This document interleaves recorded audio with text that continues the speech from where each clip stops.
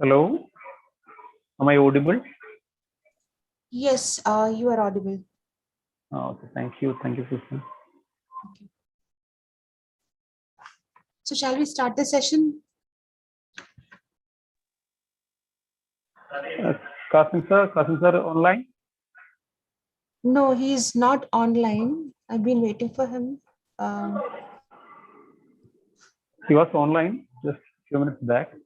okay.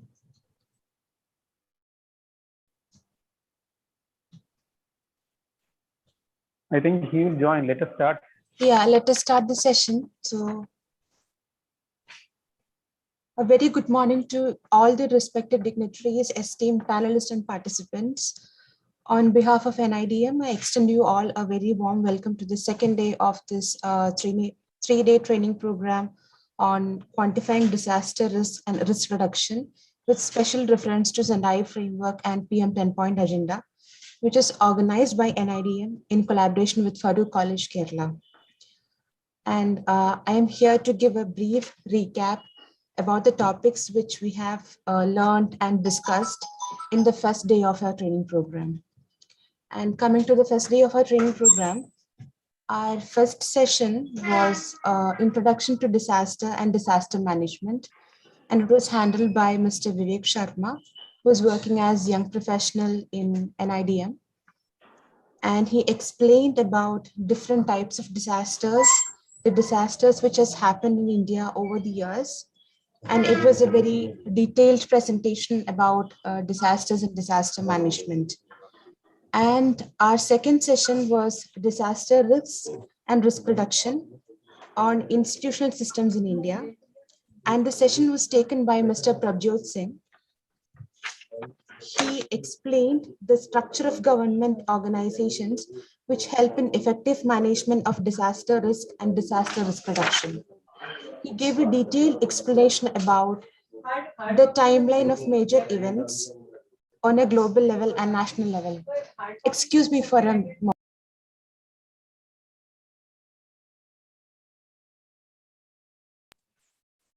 Sorry for the disturbance. And coming on to the second session, he gave a detailed explanation about timeline of major events on a global level and national level. And he also showed us a disaster map which showed the scenario of disaster globally. And he also explained about the disaster management structure, the composition and the key functions of each authority. And he also finally explained, he concluded the session by explaining the relationship between risk and the nodal agencies who work particularly for disaster risk and risk reduction. And our third and final session, risk reduction, underlying risk factors and assessment, and it was taken by Shihabuddin MT from Farooq College.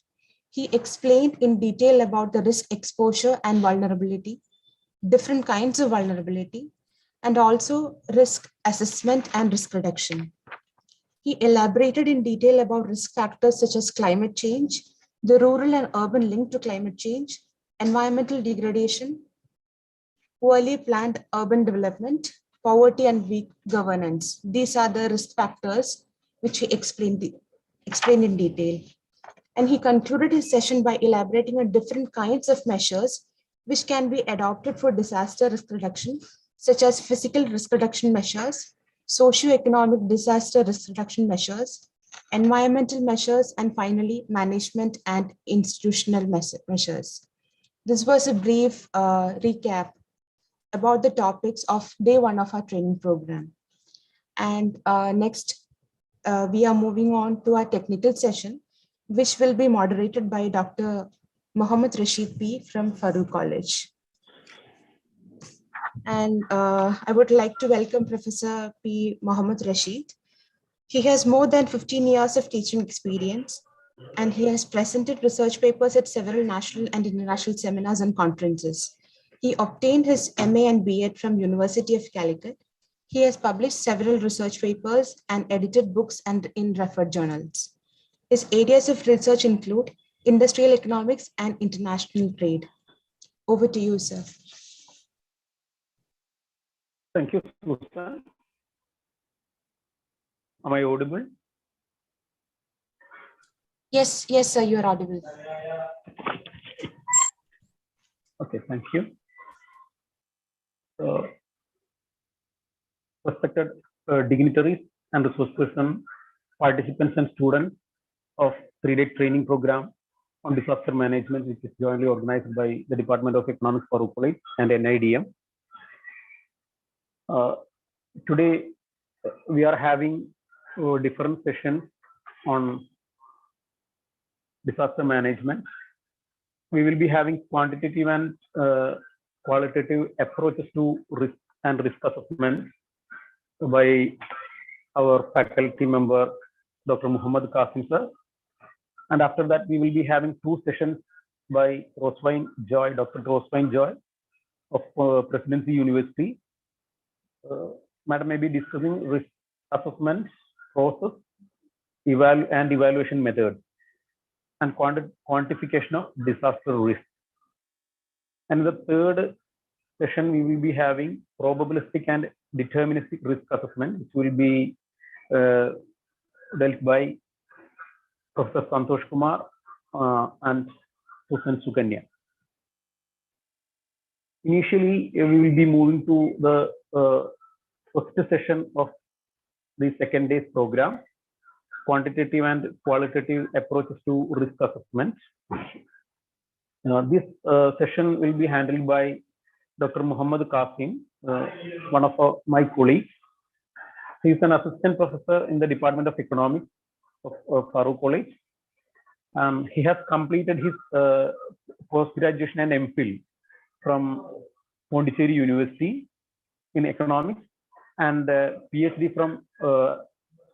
in applied economics from CUSAT, Cochin University of Science and Technology.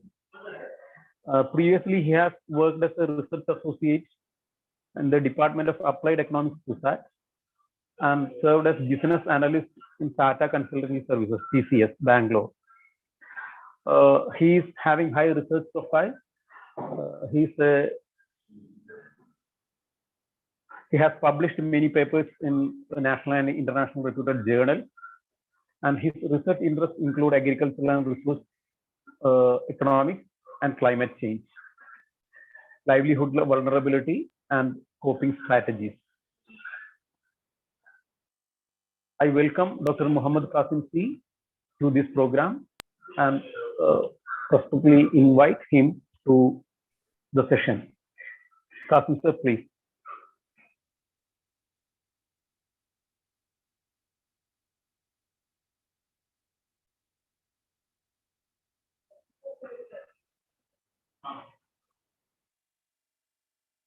Qasim sir.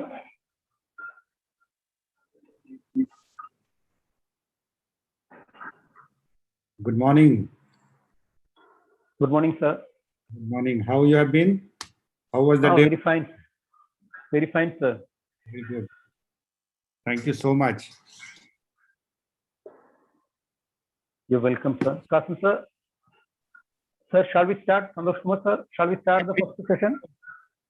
Please go ahead. Okay, right.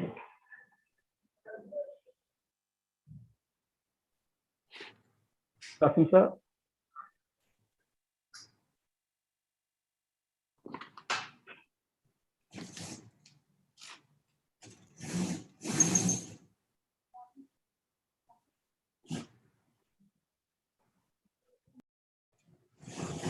मेरा webinar है बाद में है ना 12 बजे के आसपास तुमको 4 बजे कौन सी मीटिंग है? अच्छा हाँ उसमें आना है हाँ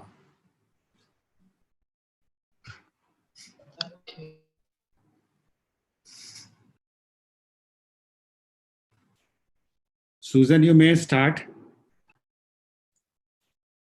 Dr. Qasim sir is trying to join. He has already joined, but unfortunately not. So first session is handled by Dr. Qasim from Farouk College. Or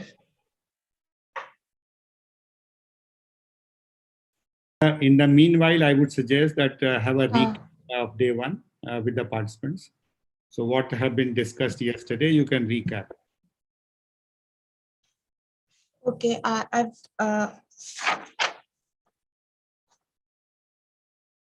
Shall I give a recap, sir? Yeah, sure. Go ahead. Yeah, I've already given a recap. I'll give a You have brief about, already given yes. it. Our,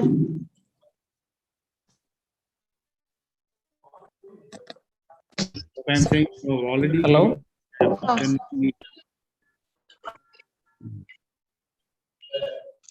Can you hear me? Hello?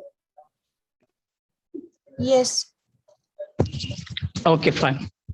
So, Sir, very good morning to all.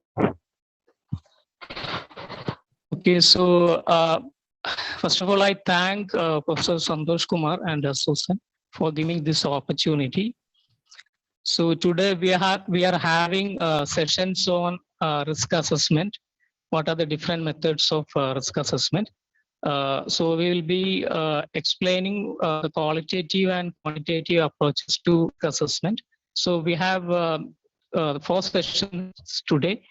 And in the first session, I will be discussing or I will be giving an overview of various kind of qualitative and quantitative approaches to risk assessment. So, see, usually we measure risk in terms of probability. So, risk is nothing but probability of harmful consequences or expected losses resulting from various kind of disasters and various kind of vulnerable conditions. So, it is the possibility of happening some unexpected or negative outcome from any kind of natural disasters. Okay, so so we have to assess the risk. So risk assessment is a very important procedure in the risk management process. This risk assessment is a process to determine the probability of losses from disasters. So in risk assessment, or various quantitative and qualitative approach to. One second.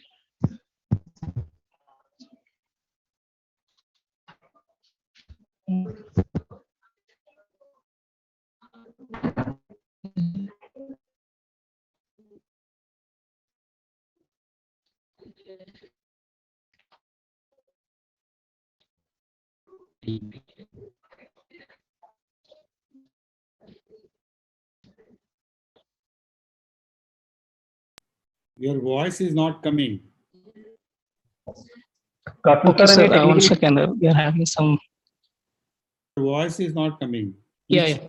So now it's clear. No? Yeah, now it's clear. Okay. So risk assessment is an important process in risk management. So we have various qualitative approaches to determine the nature and extent of disaster risk by analyzing potential hazards and also evaluating existing conditions of exposure and vulnerability. So every disaster, especially natural disasters create some kind of losses and some kind of impact on the society. So the qualitative and quantitative approaches basically try to determine the nature of risk, whether we have low level of risk or we have higher level of risk. So as I said, risk assessment mainly aims to understand the risk that the society faces from various natural disasters by measuring the potential probabilities and impacts.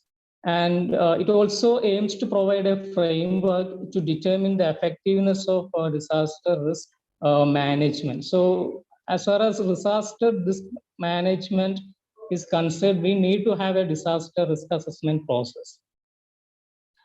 So before going to various kind of qualitative and quantitative approaches, I will just explain some of the terms often we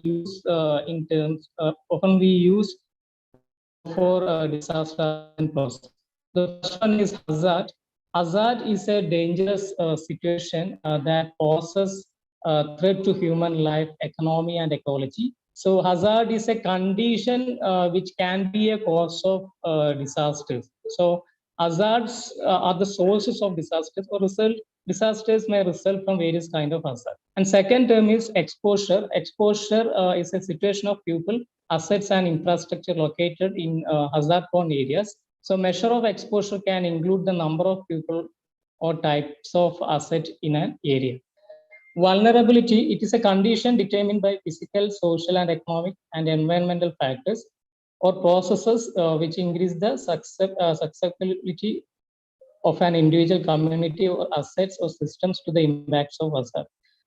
Capacity, or specifically, we define it as a coping capacity.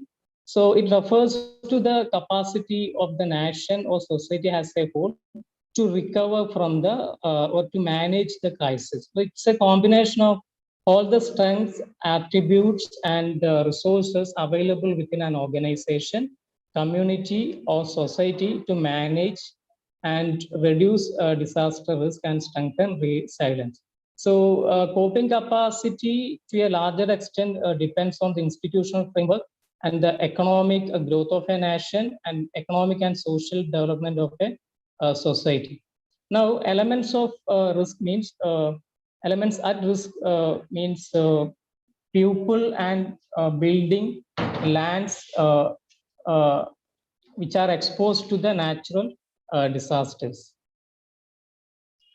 Now we have different steps of risk assessment, and the first one is risk identification. Risk identification refers to the process where we find, recognize, and describe that risk. And second process is risk analysis.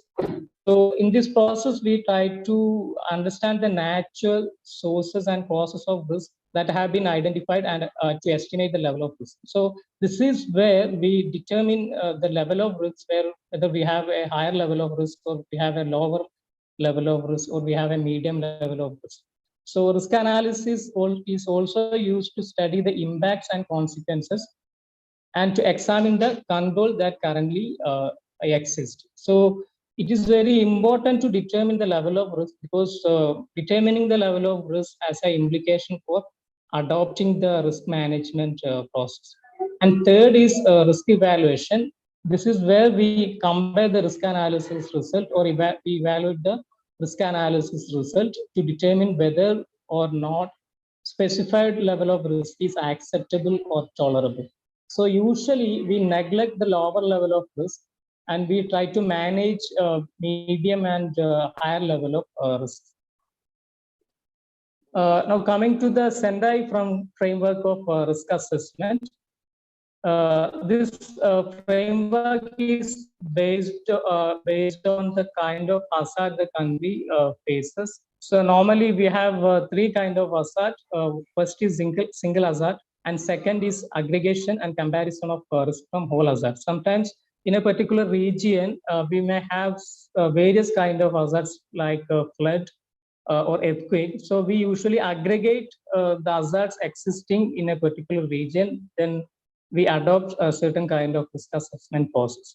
And third category is sequential, simultaneous, cascading, and interrelated effects of some hazards.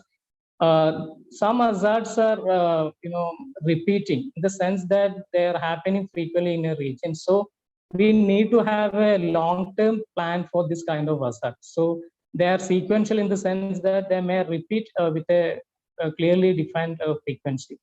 See, for the first two kind of hazards, several methodologies are used. But for the third, only fewer methodologies are used because third is a little complicated one. So for third category of disasters, we use only very few methodologies.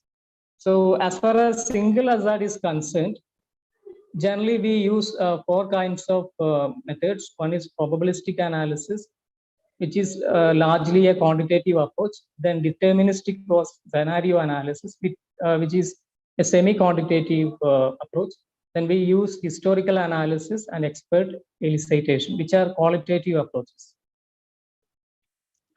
Now, probabilistic analysis, usually we adopt probabilistic analysis when we have a smaller area to cover. So this is a highly quantitative exercise because we have to define the probability of every hazard. So probabilistic risk considers a large number of possible events and their likelihood. That means their probability and their associated impact, or what is the intensity of their impact. Here, the risk is calculated with two quantities: severity of possible adverse consequences and the likelihood or probability of occurrence of each consequences. So consequences are usually expressed as the amount of exposed elements at risk. Say, for example, number of people at risk, number of building at risk, and hectares of land at risk, etc. And likelihood of hazard is expressed as probability. So we measure the probability of a particular hazard happening from the available data from our past experience, or from the GIS or geographical information systems. So the total risk is here calculated as a cumulative sum of products of consequences multiplied by their probabilities. Okay, so we use the following equation, where P of T given HS is temporal probability of a certain hazard, which means that what is the probability of a hazard happening given a period of time. Then P of S given HS is the spatial probability that a location is affected by a given hazard scenario. So what is the probability that a particular region is affected by a particular hazard? Then A of ER given HS is quantification of exposed elements at risk given a certain hazard scenario. And V of ER given HS is vulnerability of elements at risk given a certain scenario. So this is how we calculate total risk. Okay, so total risk is calculated as a summation of elements at risk and the probability of hazards. I'm not going to the details of this approach because we have 2 sessions coming on this. Now, another approach is deterministic or scenario analysis. So a deterministic approach is a kind of semi-quantitative approach. So it is a process of analyzing the impact and losses from a single event. So here we do not depend on the probability estimation. This method characterizes a possible event realization in terms of size and location of event. It does not fully quantify frequency of occurrences of the event or assess their impact in a probabilistic manner. So we do not use probability that much here. And here the impact analysis is the scenario based, and it should take into account all other factors, especially societal impacts, okay, rather than the geological impact. So here we include a large number of factors, especially societal impact, such as impacts on human health, safety, economy, environment, social and political stability, cultural heritage, education, as well as negative consequences of sustainable development goals. So this is more of a comprehensive approach where we bring in more factors, like more social factors, more environmental factors, and more economic factors. And there are several ways to operationalize the criteria. One is quantitative indicators. See, quantitative indicators can be a number such as number of fatalities or amount of loss, and it can be also a combination of 2 quantitative dimensions. For example, number and duration. Okay, and the second method is qualitative indicators. Here we do not provide the informations in number, rather we collect data in the form of descriptions about expected consequences are used. So we usually conduct surveys from the vulnerable area, from the people who are going to be affected. So we will have a kind of a description about the hazard or the disaster. So each impact criteria needs to be operationalized. Here both quantitative and qualitative factors should be operationalized at a certain scale. Usually we use 5-point scale here.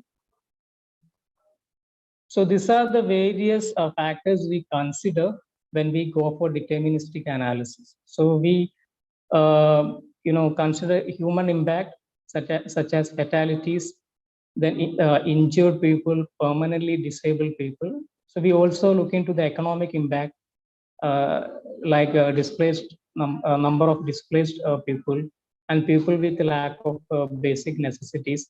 And we consider environmental impact such as disruption of ecosystems, environmental pollution, etc. And we look into social and political impact. So these are the factors which we will usually bring in deterministic approach. Now, another method is historical analysis. Historical analysis is a qualitative approach. Here, we do not deal with numbers. So, what we do, we usually collect, or we usually collect informations or on events happening or hazards happening. Okay, so a database of damage and loss from past disasters are collected systematically over a reasonably long period of time. And this historical analysis can be used to understand the chance of an event or hazard happening for the coming year. But the issue with historical approach or historical analysis is that this cannot be used for a unexpected events. That means historical analysis cannot be used for acute hazards which we do not expect to happen.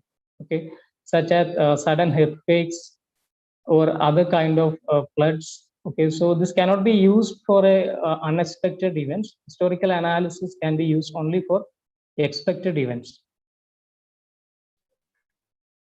And another qualitative approach is elicitation. So in case of expert elicitation, we usually use the service of existing experts in the area of risk assessment. So we use their service, we identify some experts and we will collect information from these experts. So if we do not have other information, we have to use this kind of approaches. Here, experts' judgment is very important. So it is better to use the judgment of more experts rather than depending on a single expert. Okay. So depending on a single expert will impact the result of a risk assessment process. So consultation with multiple experts may reduce the potential bias. So if we depend on single expert, what will happen? There can be a subjective bias. So it is better to always consult with a good number of experts. Now, another method is a risk metric approach. See, usually many aspects of risk are not fully quantifiable, and more importantly, they are largely uncertain. Okay, so we face difficulty to define hazard scenario, characterize elements at risk, and define vulnerability. So to overcome these issues, risk matrices or consequences of frequency matrices can be used. These matrices are a kind of diagrams with various classes of frequency of hazardous events on the one axis and their consequences or impact on the other axis. So we have a two-dimensional diagram here. So this diagram permits classification of risk based on experts' knowledge with limited quantitative data. So instead of using a single value, what we do here, we use intervals. What is the level of consequence and what is the level of frequency? So this method permits to visualize the effects and consequences of risk reduction measures and to give a full framework to understand the risk management process. So this is an example of risk matrix approach. Example of risk matrix approach. Here we can see we have a two-dimensional diagram. On the one axis we have frequency, which is which ranges between low to very high frequency, and we have impact on another axis, and that's coming in the range of none to high. Okay, so a hazard which is having a high frequency and high impact will be treated as high risk hazard.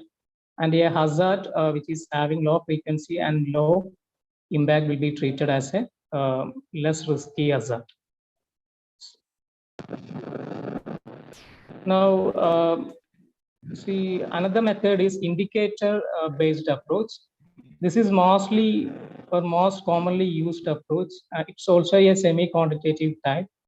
The problem with quantitative approach, like probability approach, is not appropriate in many situations due to lack of data to quantify various components such as frequency and severity.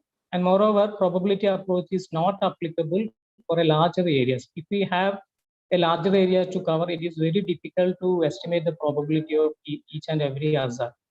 And it does not also account for social vulnerability. In probability approach, usually we deal with a probability of a hazard happening and its impact.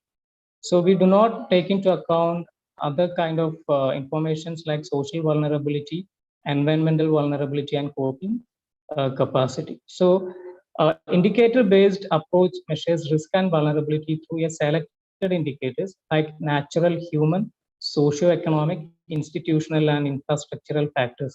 So we bring in a lot of information, especially from the perspective of a household, to measure the level of vulnerability. And the assessment process is divided into a number of dimensions, such as hazard, exposure, vulnerability, and capacity. So I will show an example so that it will be clear. So here we have a risk on the upper side of the diagram. And this risk is having 3 dimensions, hazard and exposure. Then second is vulnerability. Third is lack of coping capacity. And each dimension has 2 categories. And under each category, we have different indicators or different components. So what we usually do, we collect data on all these indicators or components, and we create a score using certain kind of weighted index. And so for each indicator and for every household, we will be having a score. And this score will be used to estimate a weighted index for each dimension. And then from these 3-dimensional indicators such as hazard index and then vulnerability index and lack of coping capacity index, we then construct a combined weighted index for the total risk. So usually or generally, researchers use UNDP's Maximin approach, which is used for constructing UNDP's development indices. And in this for constructing these indices, we are assigning some values to each indicator related to various dimensions. Then for each indicator, a variable index is calculated for each respondent, okay, using the following formula. So variable index is calculated actual value minus minimum value divided by maximum value minus minimum value. Then this dimension indices such as hazard index, vulnerability index, and coping capacity index, we construct these 3 dimension indices from the variable indexes of each indicator. Then from these 3-dimension indicators, we construct the risk index using a weighted average index. So indicator-based index can be used for assessing the vulnerability of different households. So thank you.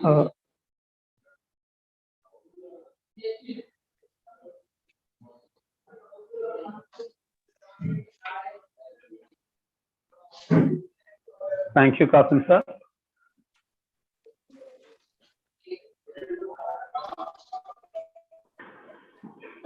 It was the explanation and the presentation was very simple and understandable. Qasim sir mentioned the nature of risk assessment, qualitative and quantitative methods. In the At the initial stage of his presentation, he mentioned hazard, exposure, vulnerability, capacity, elements of risk, the basic terms related with the risk assessment. And as the next, he explained the steps of risk assessment, risk identification, risk analysis, and risk evaluation.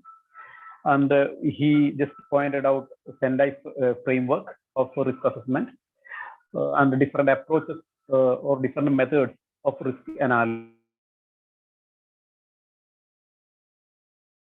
deterministic analysis, quantitative as well as qualitative analysis, qualitative indicators, elements that we consider in the assessment of risk, human, socio-economic, environmental, socio-political impact of risk and how it can be measured. And he explained historical analysis, expert estimation, risk metrics approach with an example. The presentation was very simple and understandable. Thank you, Qasim sir. Susan, shall we move to the next session? Yes, yes, sir. Yes, sir. Okay. Yes. As the next, we will be having two sessions together: risk assessment process and evaluation method, and quantification of disaster risk. Session will be managed by Dr. Rosewine Joy, Assistant Professor and Madam Head, the Sustainable Development Goals Center at the Presidency University, Bangalore, India. And she has a total experience of 11 years in academic and industry, academic field and industry. Her areas of expertise include sustainable development, youth upskilling, livelihood, environmental economics, and disaster risk management. She holds a PhD in applied economics from CUSAT, which is University of Science and Technology. She has presented her research work at national and international conferences and published her research in leading national and international journals. She has also won awards like K.N. Raj Fellowship for Economic Researchers, Young Scientist Award from International Development Research Center, IDRC, for the year 2011, and the Best Paper Award in 2013 and 17 at UGC sponsored conference in India. Before entering into the field of academics, she had a successful link with the corporate sector, corporate world, in managing projects and people in the area of finance and analytics. She worked with multinational companies such as various multinational companies like Citibank, Xerox, etc. With due respect and pleasure, I welcome Dr. Rosewine Joy for the presentation. Thank you. Thank you, sir. And very good morning to everyone. Am I audible, Susan? Yes, ma'am, you are audible. Thank you. Yes. Thank you so much. Thank you so much for giving me this opportunity to speak in this forum and address an issue which need more deliberation and knowledge sharing with the way our economy and our country is moving. So today I'm assigned with the task of taking two sessions, one on risk assessment process and evaluation methods and quantitative methods for risk assessment. So here, as we know, why we need to understand risk assessment process, and I'm starting from there, and evaluation methods and why it need deliberations.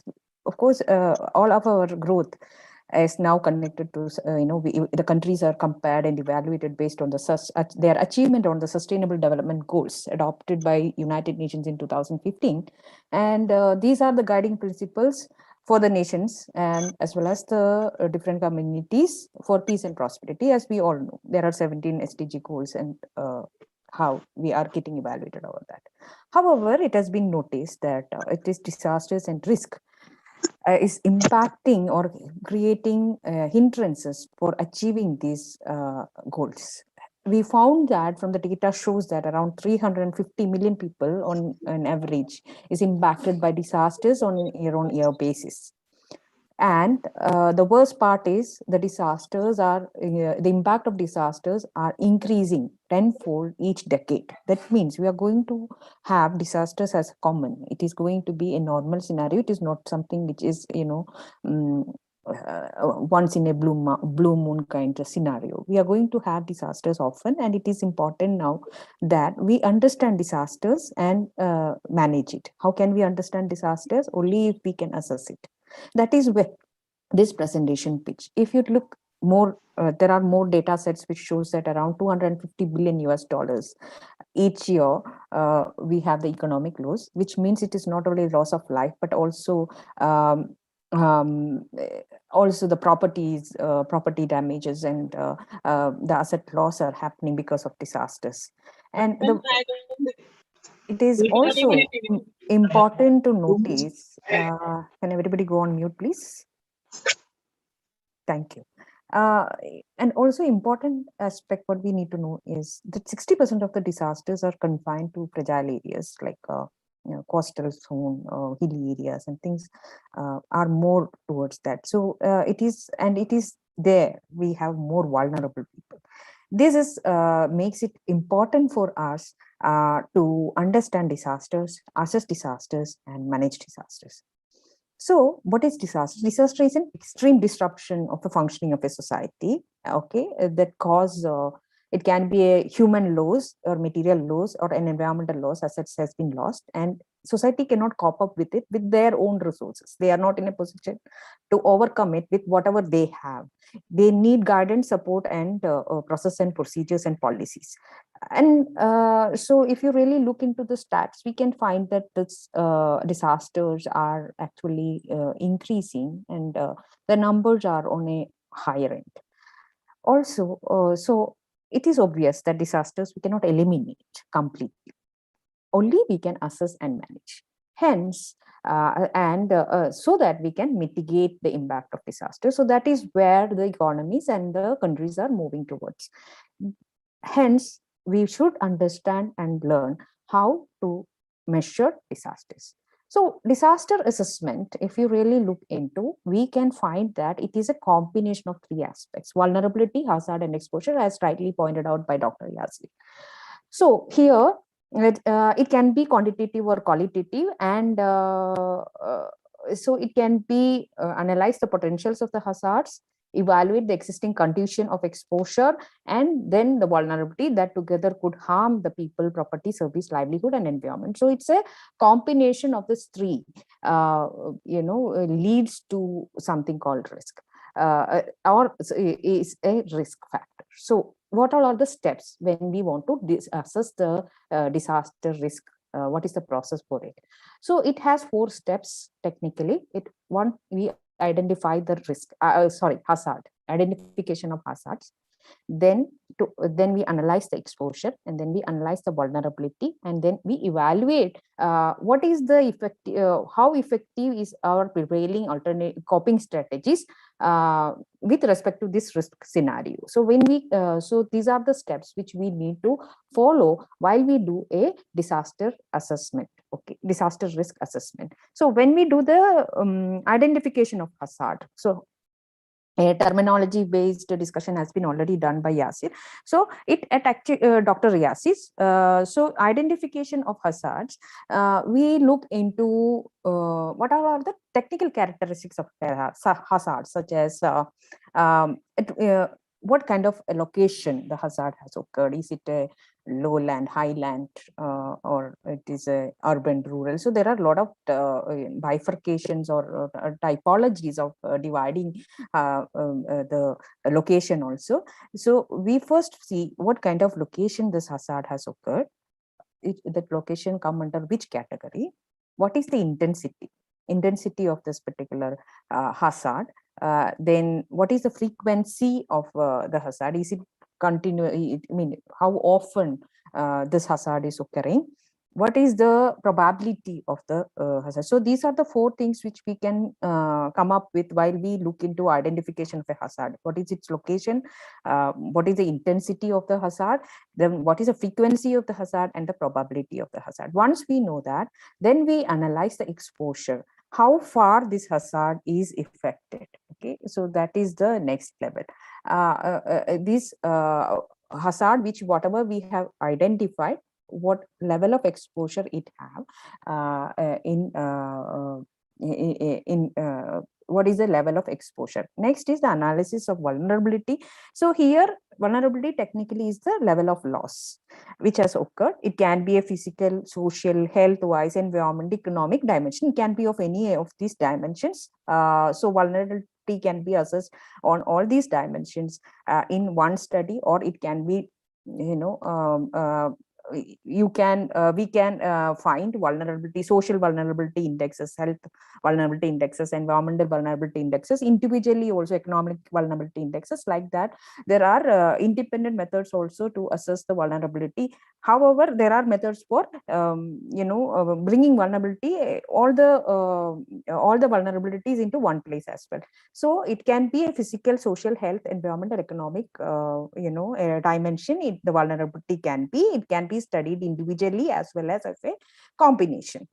Once we learned, identify the hazard, analyze the exposure, and then analyze the vulnerability, we calculate the risk level. And from there, we will evaluate whether we, in this particular research scenario, whether our, whatever the current coping mechanism, coping mechanism can be in the sense whether the people has enough assets to cope with it, or whether the policies and procedures and programs which are available in the from the public or private domain is good enough to help the communities to cope up with this disaster. These questions arise. Then we evaluate this risk scenario in comparison with what is the prevailing coping capacity, and see whether the people are in a position to cope up with this disaster, to understand what should be the disaster risk level. So these are the 4 steps which we need to follow while we assess a particular disasters. So this is actually, I think it is already discussed by Dr. Yasir. So I'm not getting deeper into it. So these are the steps for evaluating the disasters. And then we have a vulnerability framework by, see, vulnerability, I thought like, it will be, it is separately studied as well. So I thought I'll put a framework to understand the vulnerability. So here we look into the current exposure and current, generally vulnerability is assessed as a combination of exposure and adaptive capacity. So when we look into the one way of looking at vulnerability. So what is the current exposure and what is the current adaptive capacity in comparison to the future exposure. So if we are coming up with to create a policy or a procedure to help people reduce the vulnerability of people to any particular disaster, we will have to first find out the current exposure and adaptive capacity, and then what should be the probability of a particular disaster to occur. So we have to look into what will be the future exposure and future adaptive capacity based on future climate probabilities and future social probabilities, and evaluate what should be the vulnerability framework. Okay, so this is another, I'm putting across this particular framework for you to assess the, to evaluate vulnerability as well.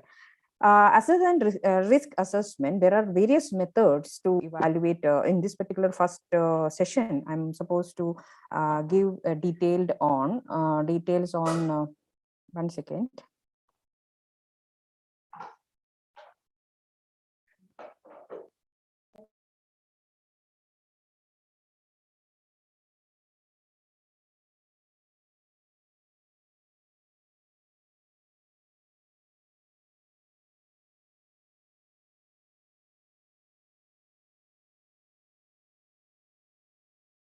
Sorry. Okay. So in this risk assessment evaluation methods, we can have quantitative and qualitative method, and there are deterministic, semi-quantitative, probabilistic methods under the quantitative method, and qualitative method, we have access to resources and pressure and release.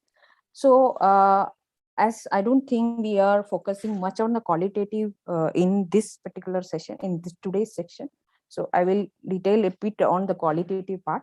Pressure and release method is a method where we look into what is the pressure points and what is the pressure points which is causing the disaster, and what is the impact of that particular disaster. For example, low level of education is a can be a pressure. It can be any of the socio-economic variable. The pressure can become any of the socio-economic variable. And for example is, if you are having in a particular location low level of education, that act as a pressure, and because of that, the release point is people have lower awareness of how to cope up with a particular disaster. So we can work. This is a qualitative way of assessing the disasters. It's called PR, or pressure and release method. Next is the one second, the access to resources. This is the pressure and release method is to a great extent a static method. It's a while the access to resources is a very dynamic method. So here it is only what is the also the coping up strategies, how people are able to coping up with the disasters, whether they have access to resources, they have asset base to asset base, and not only asset base, whether they have access to resources so that they can cope up with the disasters. This is been analyzed in this qualitative method. So these are the major mostly used two methods of qualitative disaster risk assessment: pressure and release method, and access to resources. The quantitative methods are deterministic, semi-quantitative, and probabilistic disaster method. The deterministic method, I mean, it consider the impact of risk events, and it can be like and what is its consequence, whether it is manageable. It can have of three kinds. It can be scenario test, stress test, and reverse stress test. So these are the three.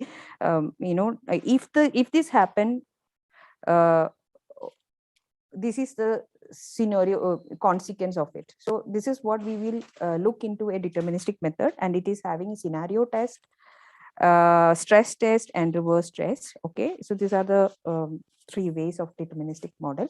Semi-quantitative is is the most adopted one in the risk assessment method because of its simplicity, and also with its element of both. It's a semi-quantitative method, so it's having both sides of the coin, the quantitative as well as the qualitative element. So this is one of the most used up risk assessment method. So here it seeks to categorize risk. First of all, it try to categorize a risk and give some scores and probability to measure. For our example is traffic light. If you know, we all know, even for a small child, we know what is the severity if you cross the road when the light is green. That means that is the time when the vehicle will pass, and also so you will get hit and get dead. So it know this, it indicate the severity as well as the it can help us to compare. So red means you should red, orange, and green. Specifically, everybody know how to behave in a road when it is a red, orange, and green. As well as it is not only indicate that particular color indicates something, it's a high risk element, but also it allows us to compare. So this is what will enable when we use a semi-quantitative method. With this example, I want to mention that it not only give us the in the semi-quantitative methods, we create certain risk matrices, just what Yasir has Dr. Yasir has shown.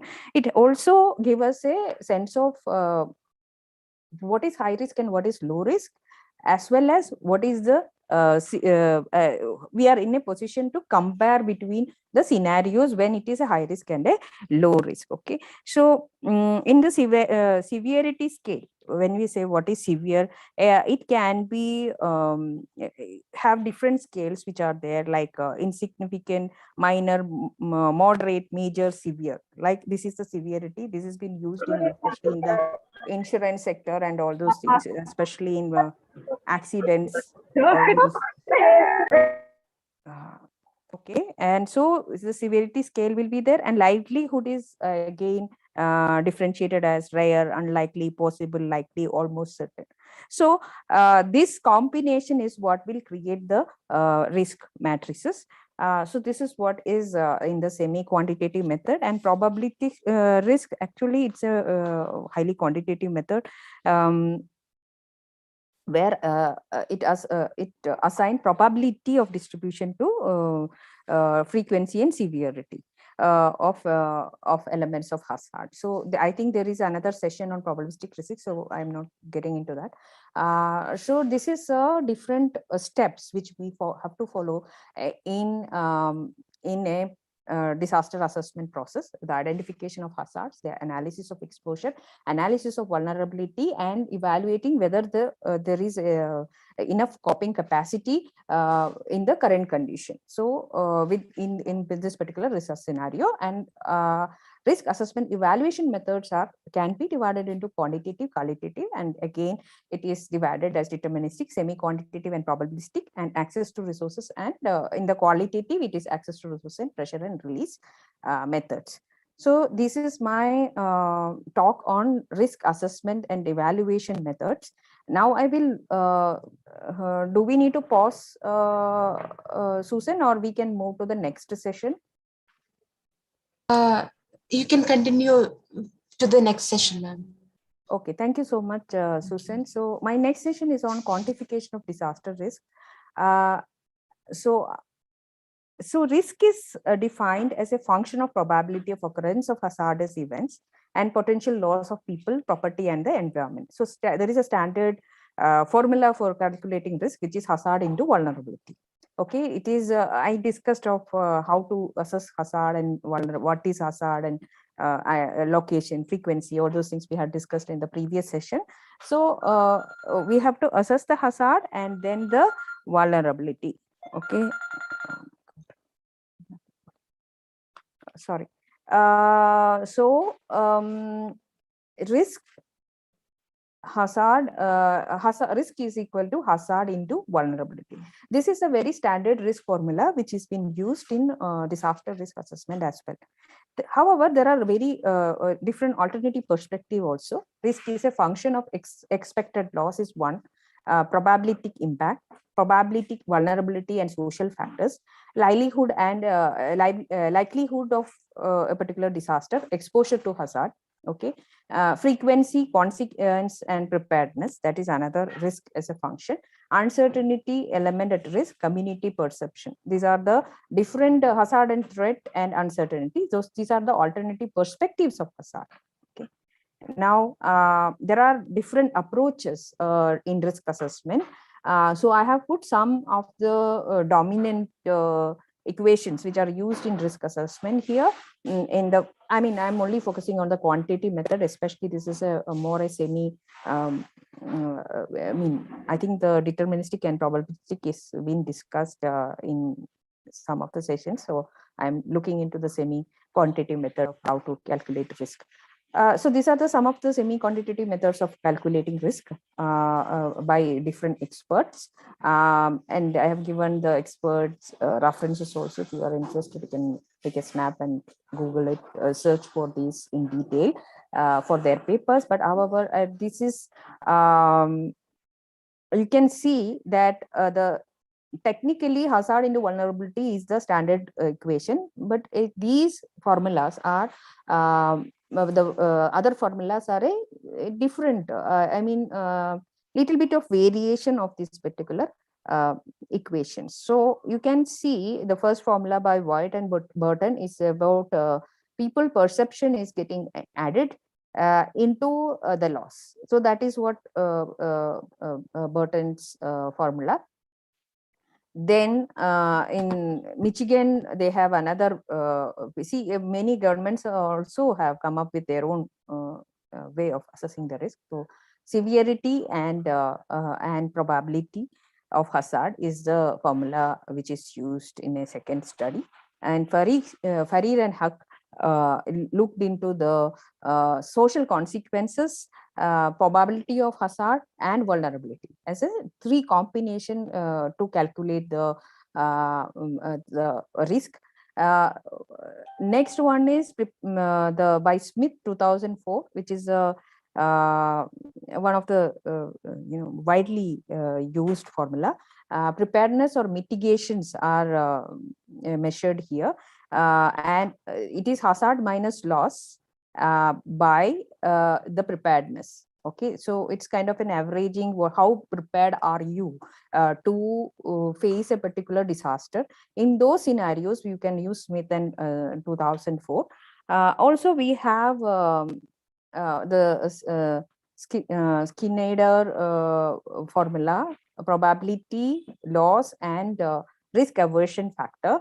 What all are the measures which are taken to avert the risk? It can be a physical measures like we can find, for example, planting mangroves in the coastal area to reduce the sea surges as one of the measures, which one of the example where we can risk aversion factor, which we can one of the example for that. And also we can also be discussing, especially in the COVID scenario, we all have moved from using the mask and sanitizers. It's actually a risk aversion factor. So how far people are using the mask in public, and also how far they are using hand sanitizers. All the institutions you can see everywhere now, there are sanitizer dispatch pockets. So this is a risk aversion factor. So how much such factors are available in the particular disaster assessment scenario? This is the way Skinnader has looked into it. Nonsense is also a very interesting formula, because it also brings in the human element or human ability to manage risk into the disaster context. So this paper, this is again a very interesting method, because in this method, the human ability to manage risk get prominence. So here it is not only hazard and vulnerability, but manageability of the hazard is becoming a prominent factor. Nosen is again one of my favorite formula. Then we have hazard and elements at risk and into vulnerability is basically physical exposure as of assets. This is basically Smith and Petley is basically used in infrastructure based damages and all those things. So see, if you really look into all this, assessment has its application in different scenarios and different ways. So this Smith and Petley is mostly used in the infrastructure,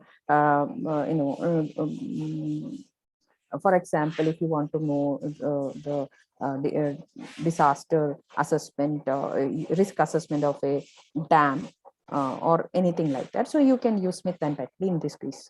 So next is community. Nirupama 2012, she has used community perception as an important factor while you evaluate risk, because if you preparedness of people also depends upon the community's perception about the risk. If you really look into the Indian tsunami scenario, we were not the last 100 years we have not faced the tsunami. So what happened is people are never had the perception that there will be a tsunami. There could be something like tsunami which is going to get affected. So people has actually crossed the safety zones and build their houses, build their property, and all those things has happened. And once the tsunami happened, all those things collapsed. So it's also depends upon the community's perception. So she has has incorporated incorporate this community perception into the risk assessment, which will help people to assess how far people are prepared for a particular disaster, which means if people are more prepared for a disaster, then means that the impact also is going to be much more easier to manage. So these are the different alternative approaches of risk in quantitative risk assessment, especially in the semi-quantitative method. I want to give an example of risk estimation, especially on a climate sensitive aquaculture in Kerala, India. So in how it has been implemented, or I mean how I have worked on it. So as you know, aquaculture is a culture of uh, fish. I mean, not exactly fish, and it's shrimp and all those aquatic animals. And in this, it is very highly sensitive to climate because of its basic input is water. So any changes which is happening in water could impact the production and life of these organisms. So, and we know there are, large number of people who are using this as a livelihood measure. Aquaculture is a widely sought out um, livelihood activity in Kerala. So now, so why inquiry was about aquaculture in Vembanad Lake, where I found that there is certain level of climatic variability which is impacting, especially seawater intrusion is towards the lake is increasing, and also we found that are a lot of pollution elements which are impacting the water quality in that particular area. So this is the context which we have used to understand how this water quality changes, which is the hazard aspect, is affecting or causing the risk, and how we will calculate that. Here I have used, this is a Vembanad Lake. I think I am not in presentation mode. 1 second. So I have 3 districts are being studied: Ernakulam, Thrissur, and Alappuzha. And I have selected 6 panchayats to study, and all has access to bar mouths where the seawater is mixing up with the fresh water. So it is predominantly a brackish water lake to great extent because of the in general. Only the monsoon time it become a freshwater lake. Otherwise, it's generally a brackish water lake or an extension of a marine ecosystem. So in this, what we did is we did a water quality assessment. Where is the quality assessment? 1 second, sorry. So see, as you have, what we had mentioned in the risk matrix, we first have to find out what is the level of hazard in each location. We have, in this particular scenario, we have calculated the water quality index. So what we have done is we identify the water quality parameters which could affect the aquatic organisms, and I'd like temperature, salinity, pH, DO, ammonia, nitrate, and then we have created a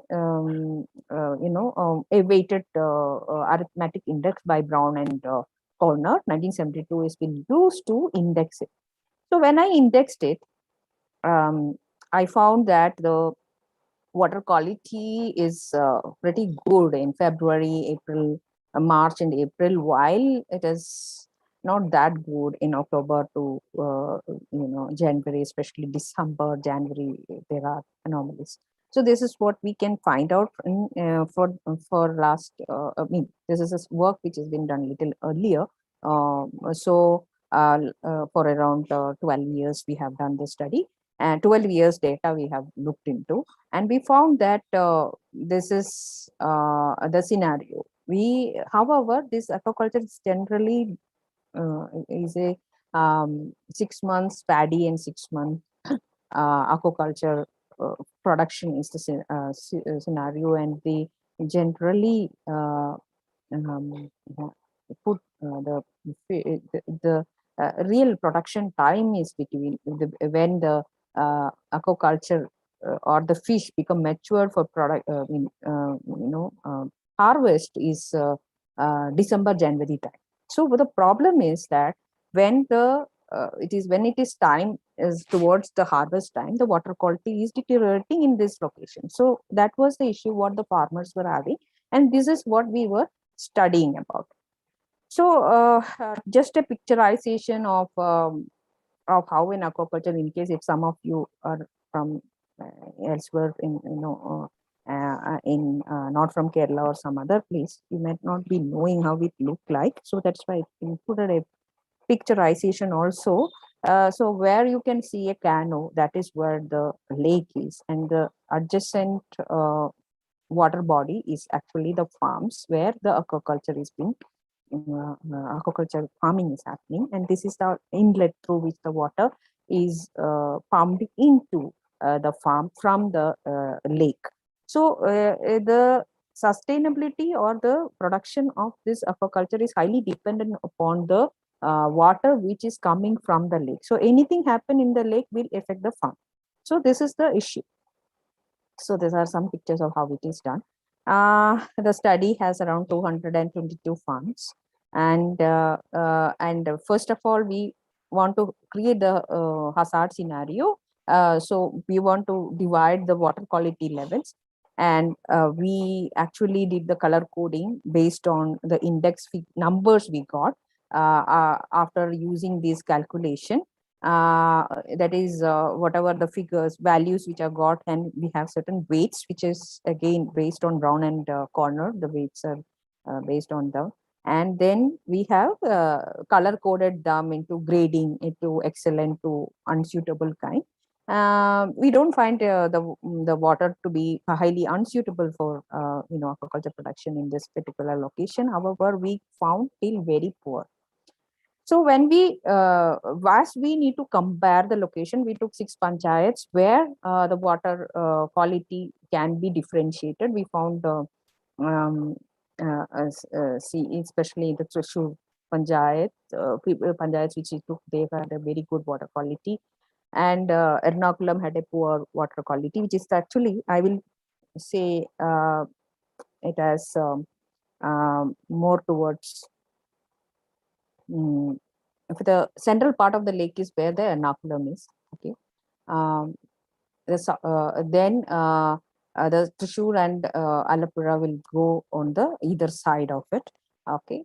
So we found in the middle part it is poor, and the parts are good and very poor.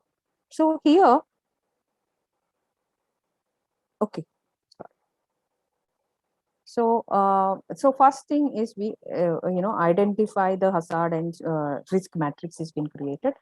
Then we have to characterize the risk. How will we find out what is the exposure level? We have to find out the hazard characteristics. So we said that, okay, the water quality is wrong. What happened to the fish? It can either die, it can have diseases, or it can reduce the growth. As if you know any food production scenario, quality is depending upon the there is some quality criteria. If it's big, they get more money. If it is small, those it actually reduce the money, start reducing. So if the fish growth is retarded, that means the amount or the value they get out of their production will go down. Okay? So we first identify the risk matrix. Then what we did, we characterize the risk by saying the mortality, morbidity, and retarded growth. So these are some pictures of fish. You can see how big the fish is, and then it is again it has been dead and if it is dead, and because there will be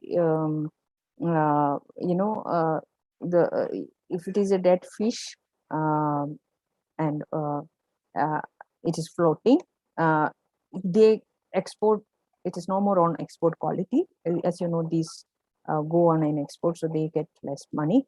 Morbidity is again a disease. If you can see that there is a little bit more, it's a little bit of pinkish, whitish color two prawns on the right hand side, the other are green and all. So these are the comparison of fish which are having disease.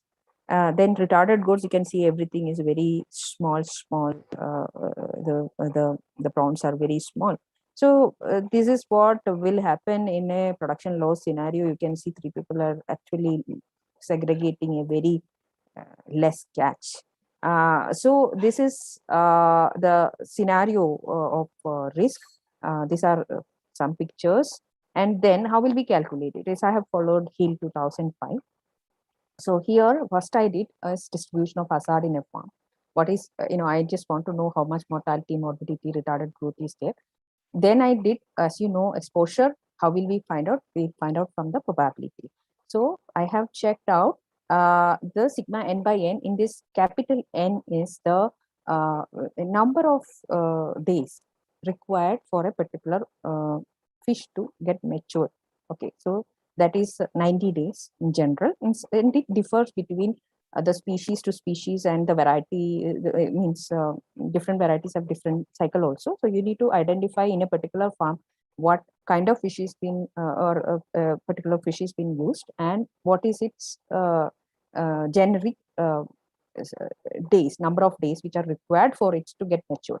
So that is the capital N, and how many times it has been found as a dead, how many days it has been you find dead fish, how many days you find it has mortality, how many days it has your retarded growth has been identified. So this is what the exposure assessment is.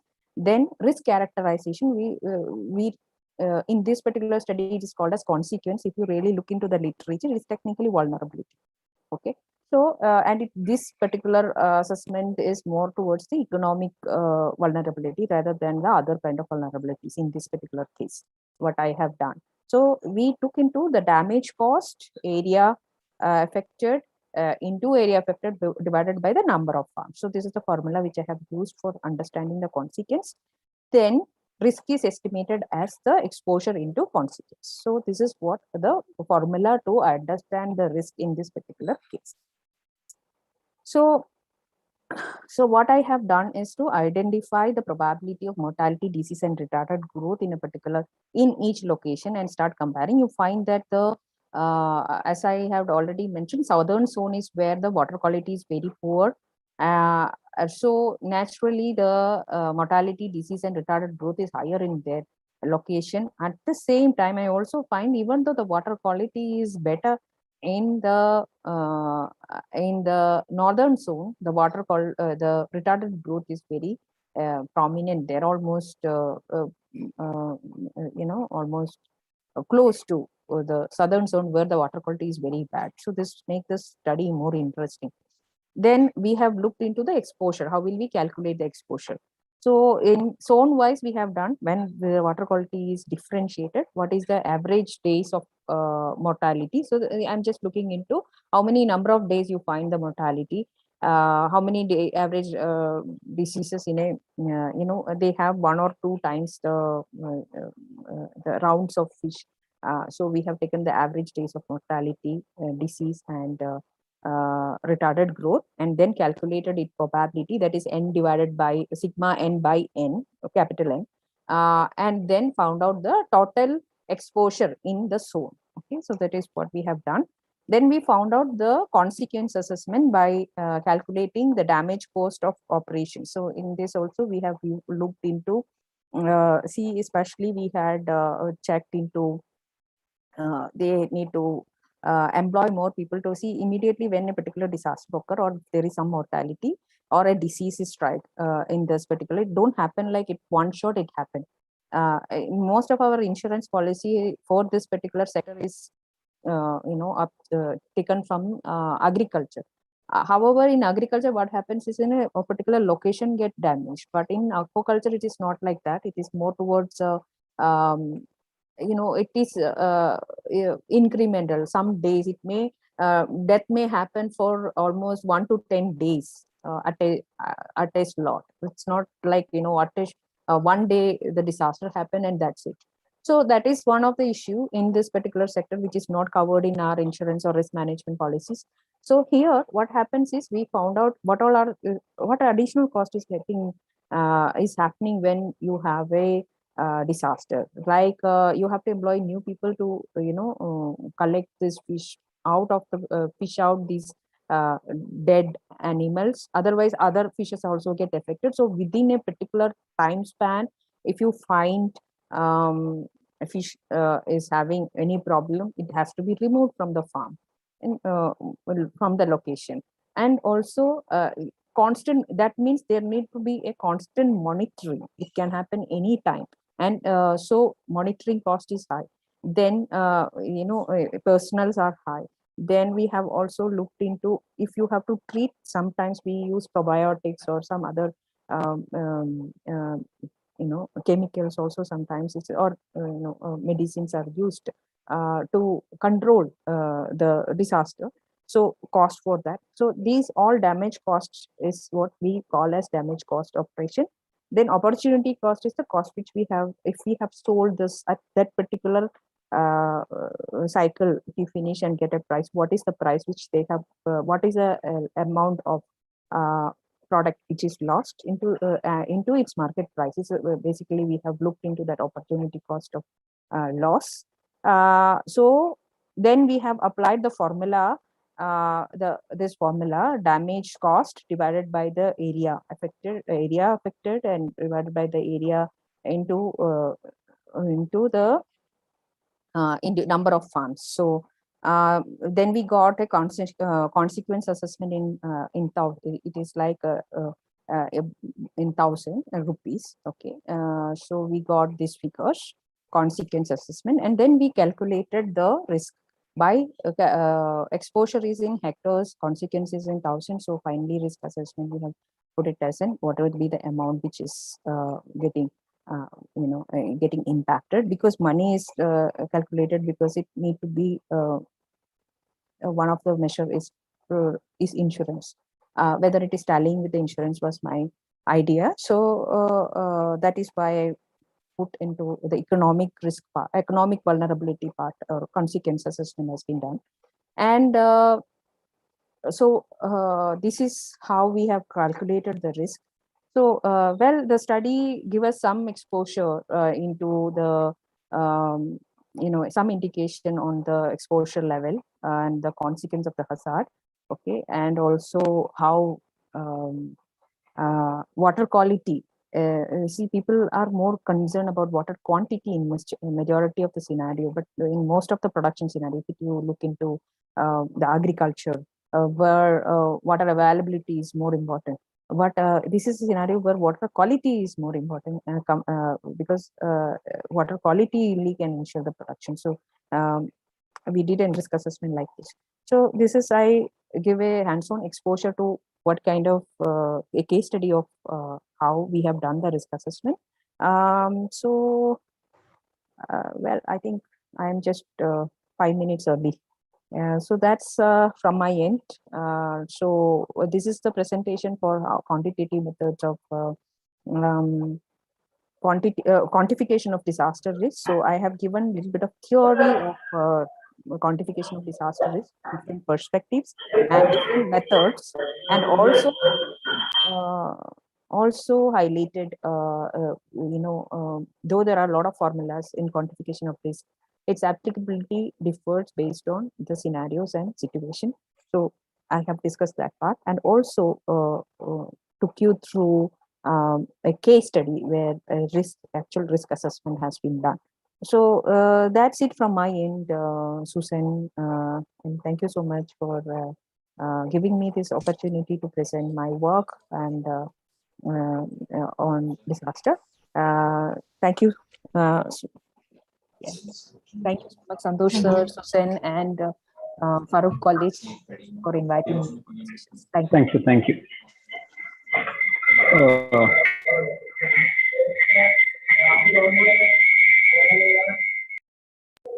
Hello. Hello, Am I sir. audible? Yes, yes, okay, sir. Okay.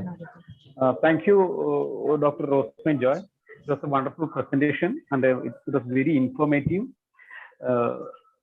we have been teaching economics, and most of our students are not familiar with these concepts.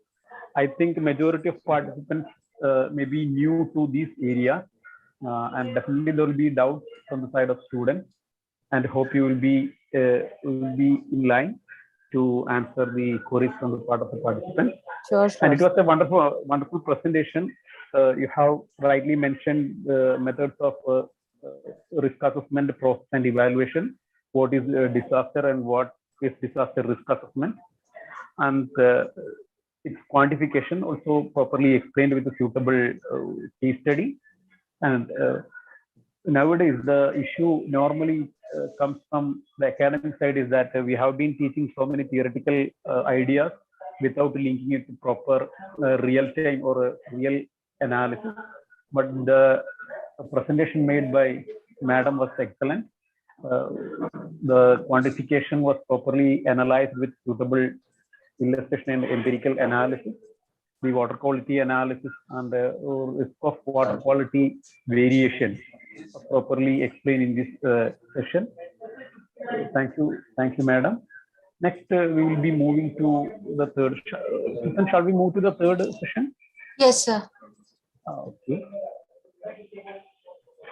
Next, we will be moving to the session on probabilistic and deterministic risk assessment. This is this session will be handled by Professor Santosh Kumar, faculty and head governance and inclusive DRR, National Institute of Disaster Management, NIDM, and Susan, young professional, NIDM.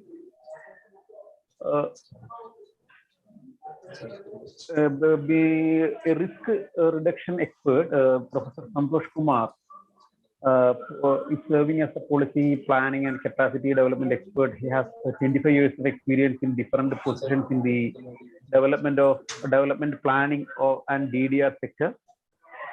He got his PhD in economics, and he studied gender and development in IDS such as UK, and received professional training in disaster risk management from Israel, backed with international work exposure at World Bank and intergovernmental body of SARC. Our resource person is having much experience and expertise in the field of risk assessment and risk management, both national and international level. And with very with very happy, we are inviting Dr. Professor Santosh Kumar to the presentation. Sir, please. Thank you very much. Very nice long introduction. It's fantastic to listen to all the previous speakers, and they have really made it very clear that how risk assessment is being done, what are the theories available, how the risk assessment has evolved over the years. Even the definition of risk itself has got in the evolution.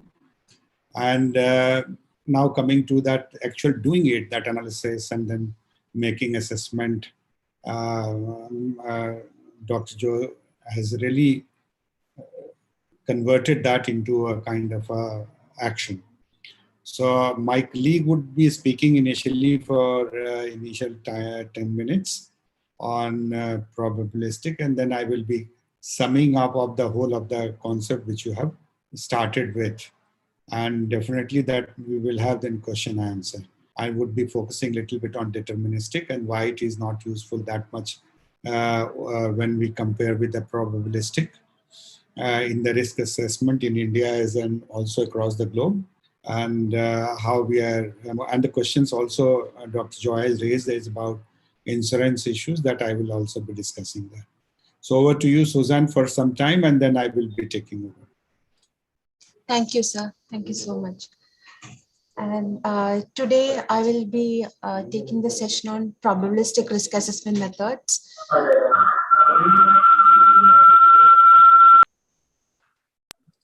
Susan, may I speak a few words? Yes, sure, sir. Initially, I thought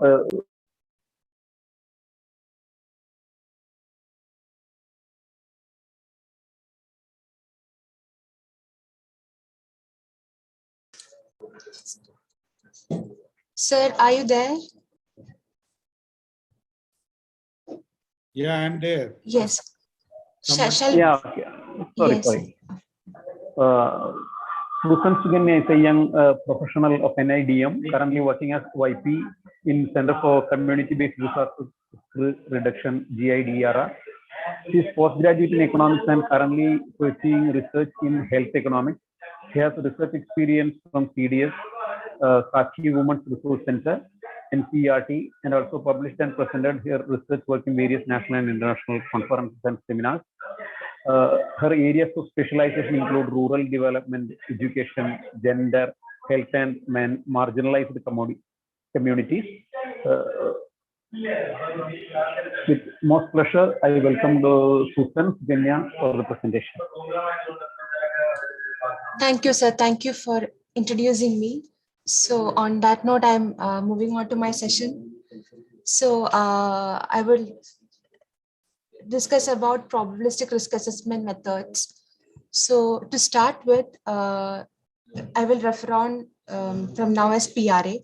In its simplest form, it's a group of techniques that incorporate uncertainty and variability into risk assessments. So by the term variability, we mean variability refers to real differences over time, space, or members of a population, and is a property of the system being studied. That is, for example, drinking water consumption rates for each of the many individual adult residents living in a specific location, or differences in body lengths or weights of humans or ecologic species will be different. So in simple terms, every drinking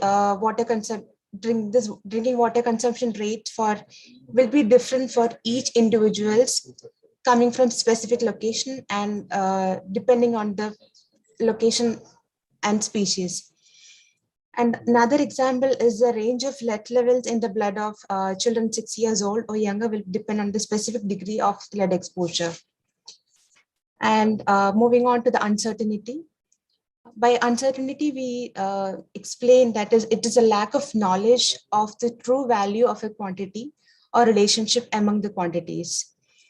And I'll give you an example, and that is there may be a lack of information regarding the true distribution of variability between individuals for consumption of certain food items. So we'll move on to the advantages of probabilistic risk assessment. So PRE provides estimates of the range and likelihood of a hazard, exposure of risk rather than a single point estimate. So that is the main difference which is different from deterministic risk assessment. It provides a range and likelihood of a risk, hazard, and it's also an analytical methodology used to incorporate information regarding uncertainty and or variability into analysis to provide insight regarding the degree of certainty of a risk estimate and how the risk estimate varies among different members of an exposed population, including sensitive populations or life stages. So that means a risk affects different populations in different ways. A coastal population might be in the receiving end of a disaster, and their risk exposure will be different from the tribal population, and the urban population will have a different kind of a risk exposure. So PRE is an analytical methodology which will incorporate every information regarding uncertainty when it comes to analysis. And the next one is PRE can also be used to describe more completely the uncertainty surroundings and estimates and identify the key contributors to variability or uncertainty in predicted exposures or risk estimates. So that means, let's take an example of a coastal area, a sensitive coastal area. And that coastal area is prone to coastal flooding, high winds and waves, short-term and long-term shoreline erosion, storm surges. These are all environmental impacts. And also take into consideration that there is a mining company nearby, a sand mining company. So that is a man-made cause of disaster. So this will also have impact on this coastal and shoreline erosion. So the probabilistic research methodology analysis assessment method takes into factors of all the factors which contribute to the risk. So because, for example, when it comes to this mining thing, there is sand mining, which is an unscientific method. There are unscientific methods also which can be which is being used, and this will lead to an increased amount of shoreline erosion. So there might also be a small minute factors and probabilistic factors. So PRA also takes into account of all these factors. And probabilistic risk assessment methods is very useful in decision making because it provides answers to specific questions related to uncertainty and variability.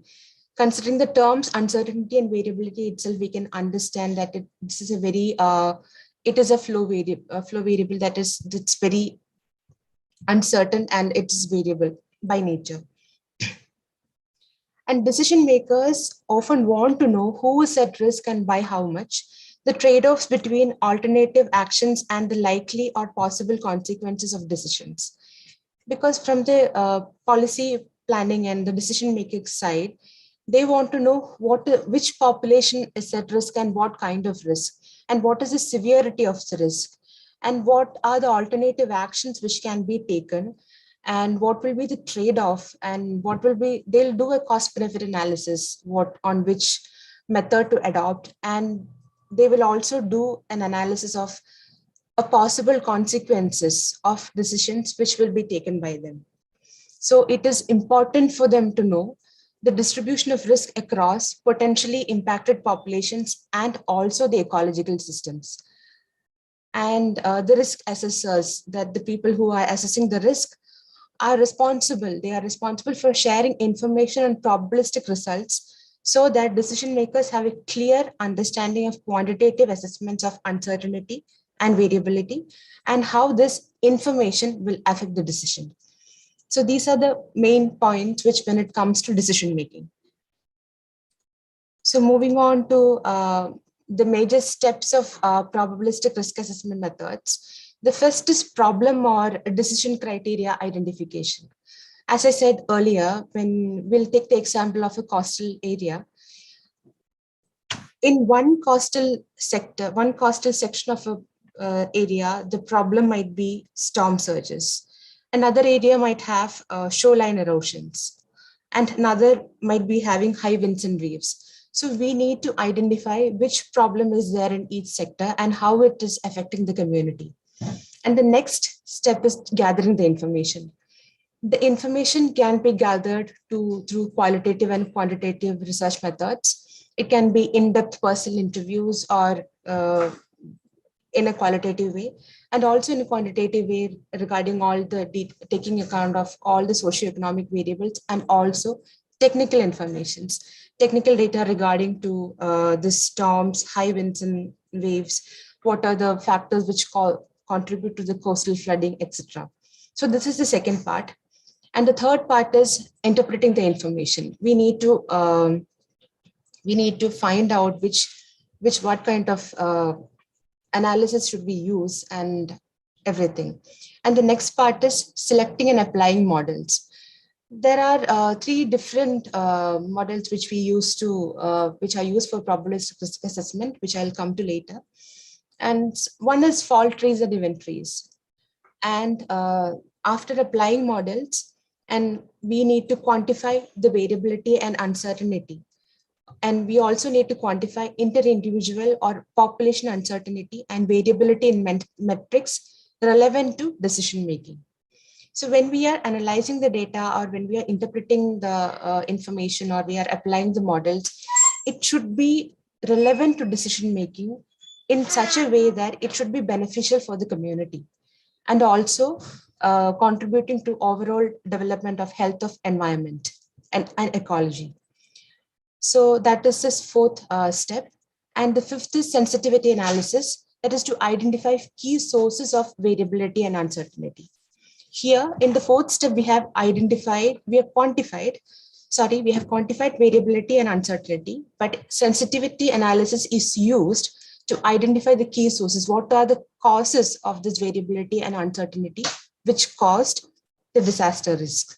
And the final method is to interpret and to report the results with respect to which should be beneficial for decision making and for policy making. And I repeat, it should be beneficial for the community and also for the betterment of environmental health as a whole. So moving on to the basic components of PRA. PRA models use event trees, fault trees, and frequency and probability estimates for model elements. So event trees model is the model of a sequence of events from an initiating event to an end state. So it is a bottom-up approach because I'll be showing the model later. So this model is a sequence of events from the point of event where it started to the end state. While fault trees are model of, it can be accidents or incidents, not just failures, and how it can result in the resulting actions. And the third one is frequency and probability estimates for model elements. So I'll explain about event trees and fault trees now. The modeling of each disaster scenario can be accomplished with inductive logic and probabilistic tools called event trees. This is the definition for event trees. An event tree starts with the initiating event and progresses through a series of successes or failures of intermediate events called pivotal events until an end stage is reached. Sometimes a graphic tool called event sequence diagram is first used to describe an accident scenario. The ESD, that is event sequence diagram, is first used to must be converted to an event tree for quantification. The failure or of its complement, success, it can be failure or success of each pivotal event is also called top event, is usually modeled with deductive logic and probabilistic tools called fault trees. So I'll give you an example of event tree modeling.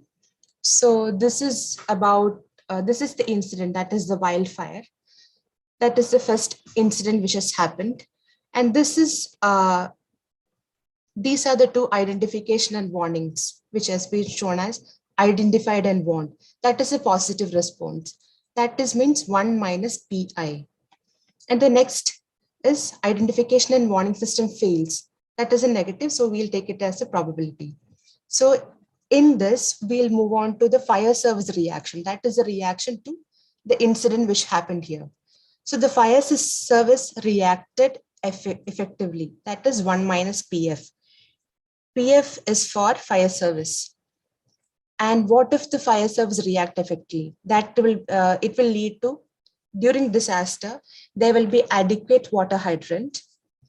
And the aftermath will be, there will not be, this is, PB is building damage and PIN is injury and P what is damage to water quality. So these are the aftermath of adequate water hydrant. There is, not the aftermath, there will be the results of adequate water hydrant. And if there is lack of water hydrant, there will be building damage, there will be causality, and there will, these will be the two aftermath. And if the fire service fail to react effectively, the community will react. And if there is positive response, the building damage will be reduced and there will be a decrease in causality and there will be decrease in damage to critical infrastructure. A slight decrease. And if the community reaction fails, the probability of building damage increases, the causality casualty increases, and the damage to critical infrastructure also increases. And let's take the case of where the case identification and warning system fails. And if yes, if the community reacted, that is 1 minus PC, that's a positive response, the building damage will be reduced, the casualty will be reduced, the damage to critical infrastructure will also be reduced. And the second scenario during disaster, that is when community reaction fails, there will be community building damage, there will be casualty, and there is damage to critical infrastructure. This is an example of event tree. And let's move on to a fault tree. Fault tree is another method of probability risk assessment. A fault tree consists of a top event, that is, it can be an accident or incident of a pivotal event. A middle structure of intermediate events causing the reason for accident of the top event, which are linked to the logic gates, that is AND gates or gate, or AND or gates and basic events. These are simple events whose failure ultimately causes the top event to occur. The fault trees are then simplified and quantified to yield the failure probability of each pivotal event in each scenario. So this is an example of fault tree. So there will be accident or incident, and what happens. This is where there is a primary cause 1, and this is the primary cause 2. And if this is this will not happen, this will lead to event, both this event. So this is an example of fault tree. So after applying models like fault tree and event tree, the next step is following the quantification of risk, uncertainty, and sensitivity analysis are performed. Uncertainty analysis evaluate the degree of knowledge or confidence in the calculated numerical risk results, and the sensitivity analysis indicate what input changes our analysis results most sensitive to. Normally, Monte Carlo simulation methods are generally used to perform uncertainty analysis. And for evaluation of uncertainty, there are so many methods like to evaluate structural uncertainty in models. So these are some, and these include parameterization of general model that can be reduced to alternative functional forms, enumeration of alternative models in a probability tree, and the third is comparing alternative models by evaluating likelihood functions. And the fourth is pooling results of model alternatives using Bayesian model. And the fifth one is testing the causal relationships within alternative models using Bayesian networks. These are the methods, these are the approaches which are used to evaluate the uncertainty. And the next is evaluation of variability. The first is to obtain a sample of data and to select a type of parametric probability distribution model to fit the data. That can be normal, log normal, or any other form. And the third is to estimate the parameters of distribution based on the data. And the final one is to critique the goodness of fit using graphical, that is using a probability plot, and statistical measures, that is chi-square or Anderson-Darling methods, and choose a preferred fitted distribution. And in PRA, there is a variety of approaches to explicitly address or characterize uncertainty or variability in risk estimates. And these differ in terms of how they accomplish this, the data used, and overall complexity. And some example, these are some of the examples which is used by PRA methods for analyzing uncertainty and variability. First one is sensitivity analysis. Second one is Monte Carlo analysis of variability in exposure data. Third one is Monte Carlo analysis of uncertainty. Fourth is cumulative PRA, that is multi-pathway or multi-chemical. Fifth is two-dimensional PRA of uncertainty and variability. Decision uncertainty analysis, geospatial analysis, and expert elicitation. So when these are few methods, and after the PRA probabilistic risk assessment is complete, special techniques are often used to identify what are the lead contributors to risk in disasters and disaster management. The ranking of these contributors in decreasing order of importance is called importance ranking. We'll be ranking the lead contributors of risk to risk in disasters. So after that, we'll be preparing the reports and we'll be submitting it to the risk assessors. So these are the basic approaches which are used in PRA. So by that, I end my presentation.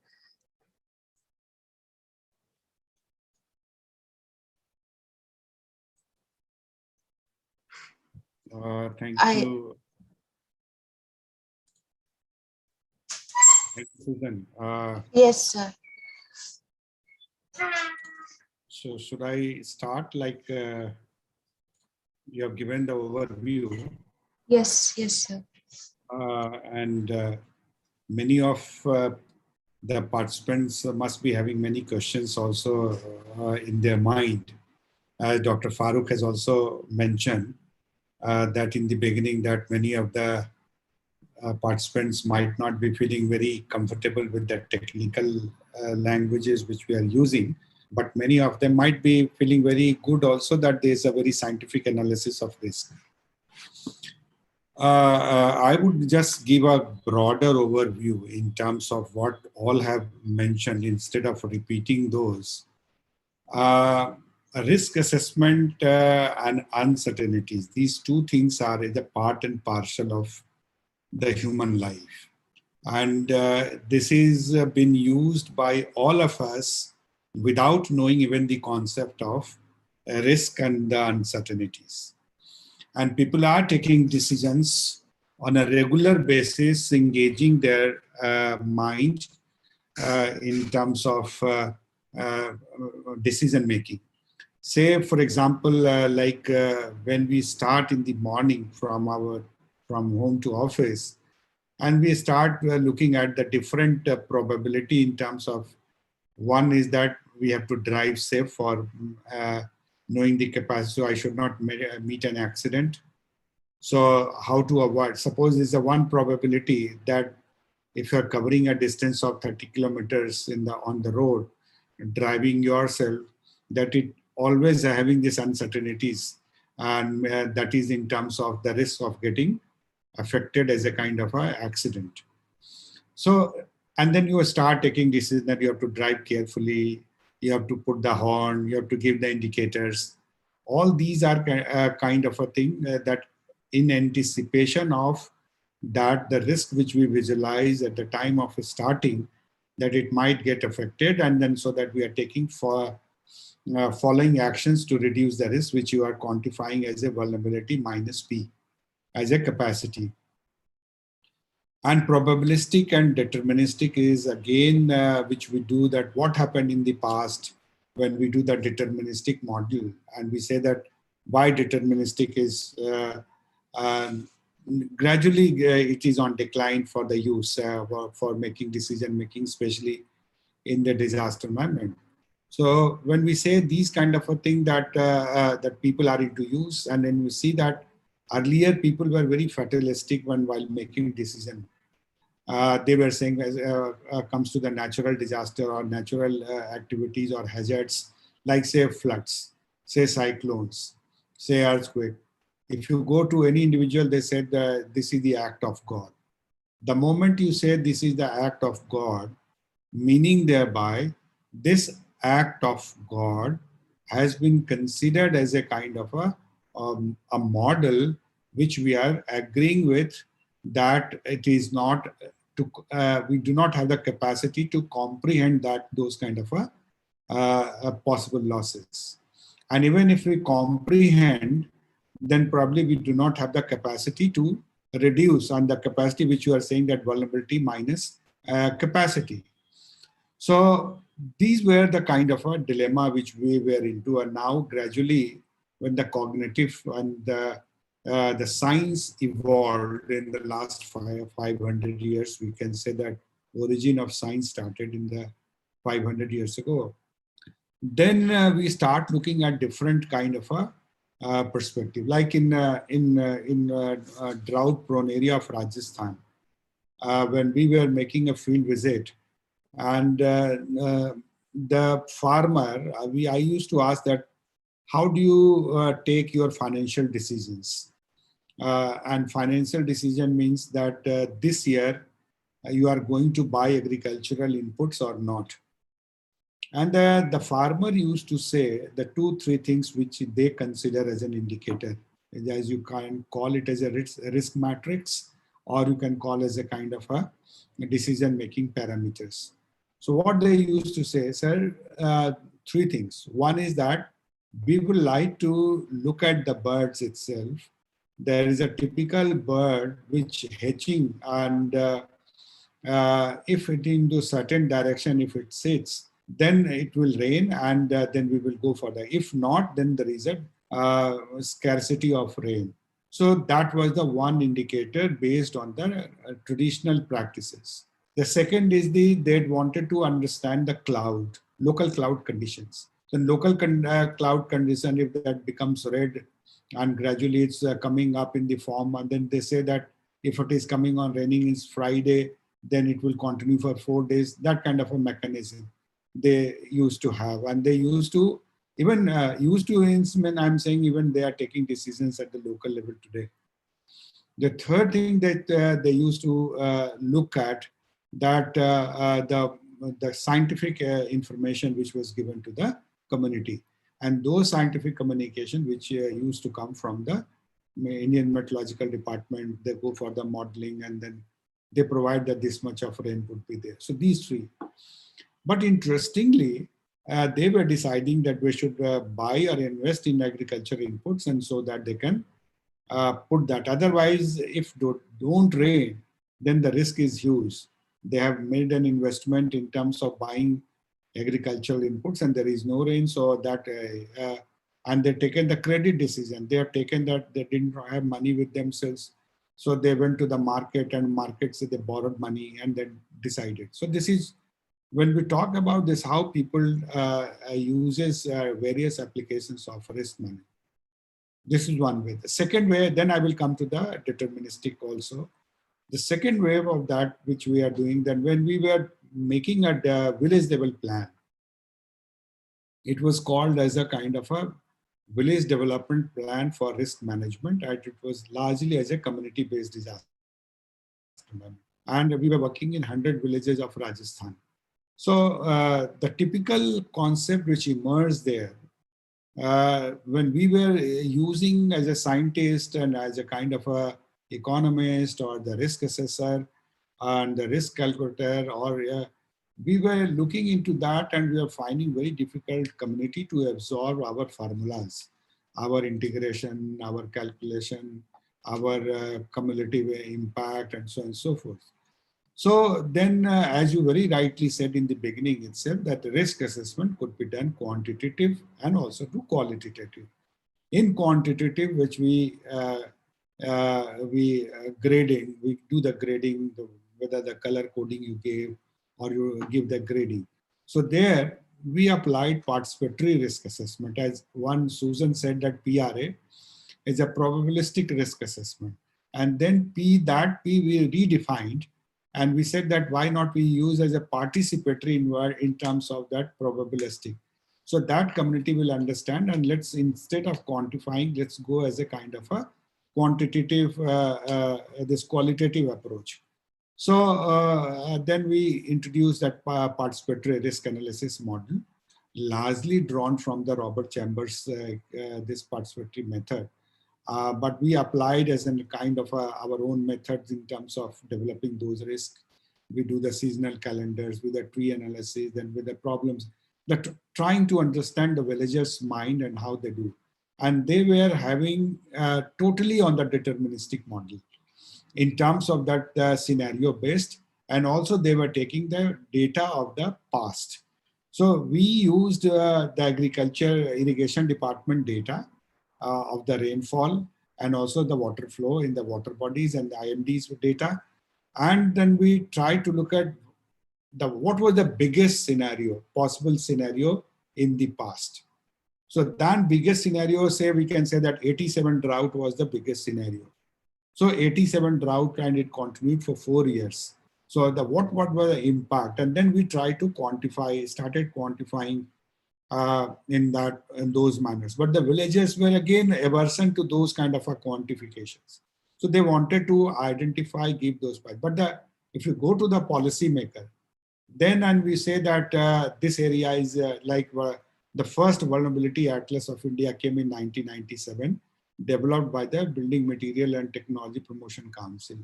So what they did the vulnerability assessment on the same basis.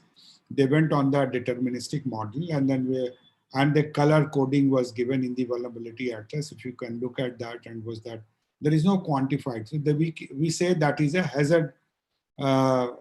hazard colored coding, depending on the frequencies and also the intensity. And then we give this various color coding to the whole disaster scenario. And then we map if you see the whole map of India, when we keep showing that X area is this flood prone, Y area is this cyclone prone, Z area is this kind of a multi-hazard. So there is a complexity begins. One, that color coding is done, but for the policymakers who are willing to make an investment, they wish to know about that both the mix of the probabilistic and the deterministic. Deterministic, definitely you have already mentioned that this is the scenario based. And that too, we go with the worst case scenario. Yesterday we were having this meeting and we were saying that what is the best worst case scenario if India planned for pandemic, say 10 years from now? And then what would be the worst case scenario could be taken, as whether we go to 100 years in 18, which had happened, and the 2021 and 22, this 20 and 21 years data can be taken. So there we need to look at that when we are going as a scenario-based model, as especially the deterministic model, that past history is very important. And that is the historical data you have to collect. Even in the probabilistic, we also give that the similar data set we use is, and we try to project. And probability that she has all the speakers have mentioned about that in probabilistic, we go for a kind of a quantification, and that quantification also we go into terms of numbers. Here that numbers becomes important, and both in the deterministic as well as in the probabilistic model. When it comes to the probabilistic model, we are working on the average annual loss. Like when we say somebody had referred, Dr. Joy has referred that how that is being done in the case of the area which we talk about, Kerala now, like Kerala flood, which we say that Kerala flood happened and after this was a 100 years event. So when we do the deterministic also, then we say that whether it's a 100 years event or 50 years event, or is which case which we are taking and projecting. So these are the kind of in the deterministic modeling, which then we go with the best case scenario also. That what would be the best adaptability process, then we can have that, and where the capacity can be increased, and this much value of quantified deterministic model, that maximum worst case scenario, if it is coming a volume of 26,000 crore or 40,000 crores quantified loss, which happened, or then is that we are saying that it will be happen, and the mortality also we decide that we say that 10,000 people would be killed, like we did the deterministic model here for Delhi with the IMD and Indian Institute of Technology Mumbai did for identifying this the worst case scenario of earthquake in Delhi, and there the mortality was coming more than 10 lakhs people, and also that billions of rupees as a kind of loss. But it cannot be converted. We did that probabilistic model was not applied here for this, seeing this, that what is the probability of earthquake in Delhi. So the point which I'm trying to make is in the deterministic model or the probabilistic model, the first thing is the risk is not a static, as you said in the very beginning. In 10 years of time, if suppose 1997 we made an atlas, or suppose in 2021 we made the probabilistic assessment and also deterministic, both if you gave, and we came as a worst case scenario we also used, and then we also use the return period as a probabilistic cause, 50 years, 100 years and 150 years of return period. Like catastrophic situation will be only of 100 and 150 years kind of, but 100 years frequency and intensity, 50 years. So we need to make investment. Suppose today we do the average annual loss of India, as we are saying that what we did for India in that time, we had I was working with the World Bank, and we wanted to do the overall India's loss data, average annual loss data due to disasters. And we picked up 4 cases. We picked up cyclone of Orissa 1999. Then we picked up the case of this Gujarat earthquake 2001. Then we picked up Bihar flood and Andhra Pradesh cyclone. These 4 scenarios, on that basis, we try to go with the probabilistic model. And we came with the answer of 2% of the GDP is annual loss and 12% of the total revenue. But fatalistic value, we would not project that how much the mortality would be there. We worked on largely on the economic losses. So, and that too, the data, what I'm saying, data set becomes very important, whether we do deterministic and also the probabilistic, like the how the data is collected in India on the basis of these models are based.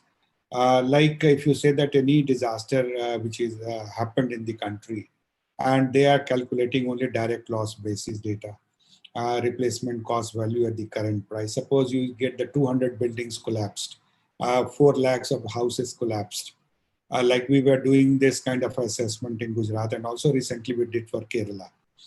And Kerala flood 2018, if you did look at the post-disaster need assessment, and that forms the base of the doing the PRA and also the deterministic model.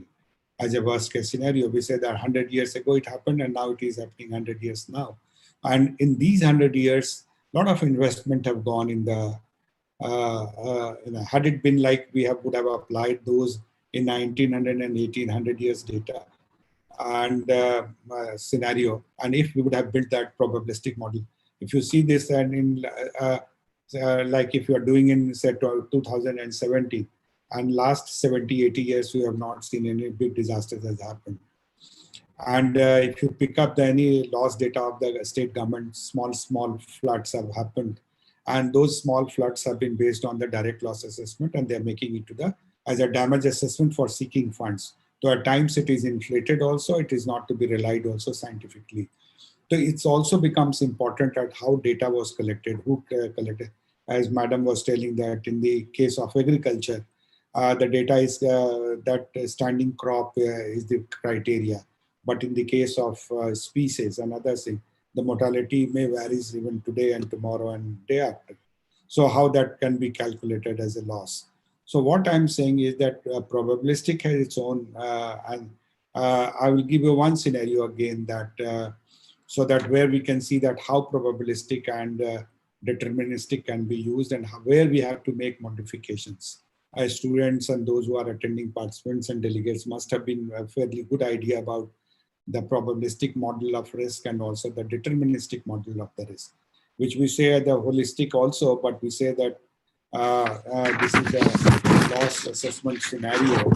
And in this loss assessment scenario, we go with the worst, and a most likely occurrence kind of a scenario also. So these 3 also are the parameters to select that deterministic. Now I'm giving a scenario where you would like to, I would also like to get some of the questions from our own participants and the resource person to answer following concerns which are coming in the areas. One concern is that this Kerala flood, suppose it is being done on the probabilistic model, and the data of flood has been incorporated in the formula of vulnerability when we talk about physical vulnerability, social vulnerability, and economic vulnerability. And you start deduction, the capacity. What are the physical strengthening of the infrastructure has been done in that area, whether the vulnerability has increased over the years in terms of by human interventions. So hazard profile itself has got changed. So that is to be, one is that whether the dynamism of hazard profile is being taken. We are talking about now today climate change scenario, extreme weather events. So that is this one kind of a scenario which is coming and changing the profile of hazard data itself. And this is now coming to the risk data. Then risk comes from the uncertainties. And that uncertainties, when we are talking on the base of that, one hazard is leading to the another kind of a disaster, a cascading impact. For the known, you can do that. Like suppose we are aware that yes, there is a flood, and we can put it in the model, and we can get the rainfall data, rainfall pattern data, flow data, and then we can simulate those data, and we can find out yes, X is the problem. But X is leading to Y problem. Y is leading to Z problem. Like suppose we had that if any earthquake happens, then we are first analyzing that what are the probability of earthquakes in zone 5 and zone 4. So this was the probabilistic model. And then with what is the likely impact on other things it will happen. Say that this particular earthquake will lead to a kind of a huge kind of a fire. Then how that fire can be incorporated in the, then the fire is also, and this is always the may and may not also. When we say probability, then may and may not also. Then fire, if it happens fire, as Susan was telling, if it happened fire, and if you put that capacity and if they are responding, the firefighter department, then probably your capacity is there and the risk loss would be lesser. But when you can predict, when the prediction is not there, and also when you are even the fire tender is moving, the capacity of the fire people is also there, but there is a traffic jam. So then again, the loss would be we need to look at that. What are the things to be factored in actually when point of A to point B? So cascading model, what I'm saying is that one risk is leading to another kind of a disaster, but which is unknown. Like flood is known that it will happen, and we can say that every season it will come, and probabilistic model can be tried out. And so that we can think of the worst case scenario where comes the deterministic model. On the basis of probabilistic model, we can think of adding those things that what could be the worst case scenario if earthquake happens, and then we can keep on in the kind of a cascading model that this might happen X houses, then like say extreme event, many Kerala flood itself has shown that the heavy rains led to the kind of landslides. Landslide led to the environmental degradation. Environmental degradation also led to the kind of a falling of trees and many of the marines, all kinds of, then you have to add on 1, 2, 3, 4, 5. This was not known that this kind of a rainfall would bring these kind of a new impact on the people's life. So how to anticipate when we are talking about probabilistic analysis, how to anticipate those cascading risks in the model. I would suggest also all the participants to look at the new study which has been done by UNESCAP recently on 2021, the Asia Pacific report on the disaster risk. They have done this attempted this cascading modeling, so that you can see, and so how the deterministic can also help in this kind of answering such kind of scenarios. You can think of where we are not able to assess, but we can fix it. X happened, and then and you can make as a worst case scenario and then start assessing. And in the meanwhile, you can also plan that what is the best case of adaptation or best case of capacity. So that you can volume of that can be minus. Like you are planning investment, like Finance Commission has given money to various states now. How much money states are building in which areas? So that value addition or capacity increase could be subtracted from the original vulnerability. So capacity is always the denominator. We can see that we are using the formula of risk is equal to hazard into vulnerability divided by C. And C is the capacity, we say. So any capacity enhancement, and we say that the bigger the size of C, then definitely the impact of disaster would be lesser. So Farooq sir was Dr. Farooq was mentioning the assessment of capacity is very, very important. And then this capacity is being built not only the disaster management area alone. If you see the physical vulnerability, social vulnerability, and economic vulnerability. So social vulnerability, a lot of investment, SDG agenda, sustainable development. So risk matrix have to be looked into on those perspectives, that what are the investments government is planning in climate change? What are the investment planning in terms of when we are trying to guess the value of P? P is the proper the capacity when you say in the formula of CP, and I'm saying in the formula of C, and how much investment is going for the disaster risk reduction, in various sectors and how much investment is going in the sustainable development goal. So then we have to factor out, because these three things are also directly related to the physical vulnerability, social vulnerability, and economic vulnerability. So in the modeling, I would suggest that that any of the risk assessments should be done and quantified in the scenario of probability as well as the deterministic.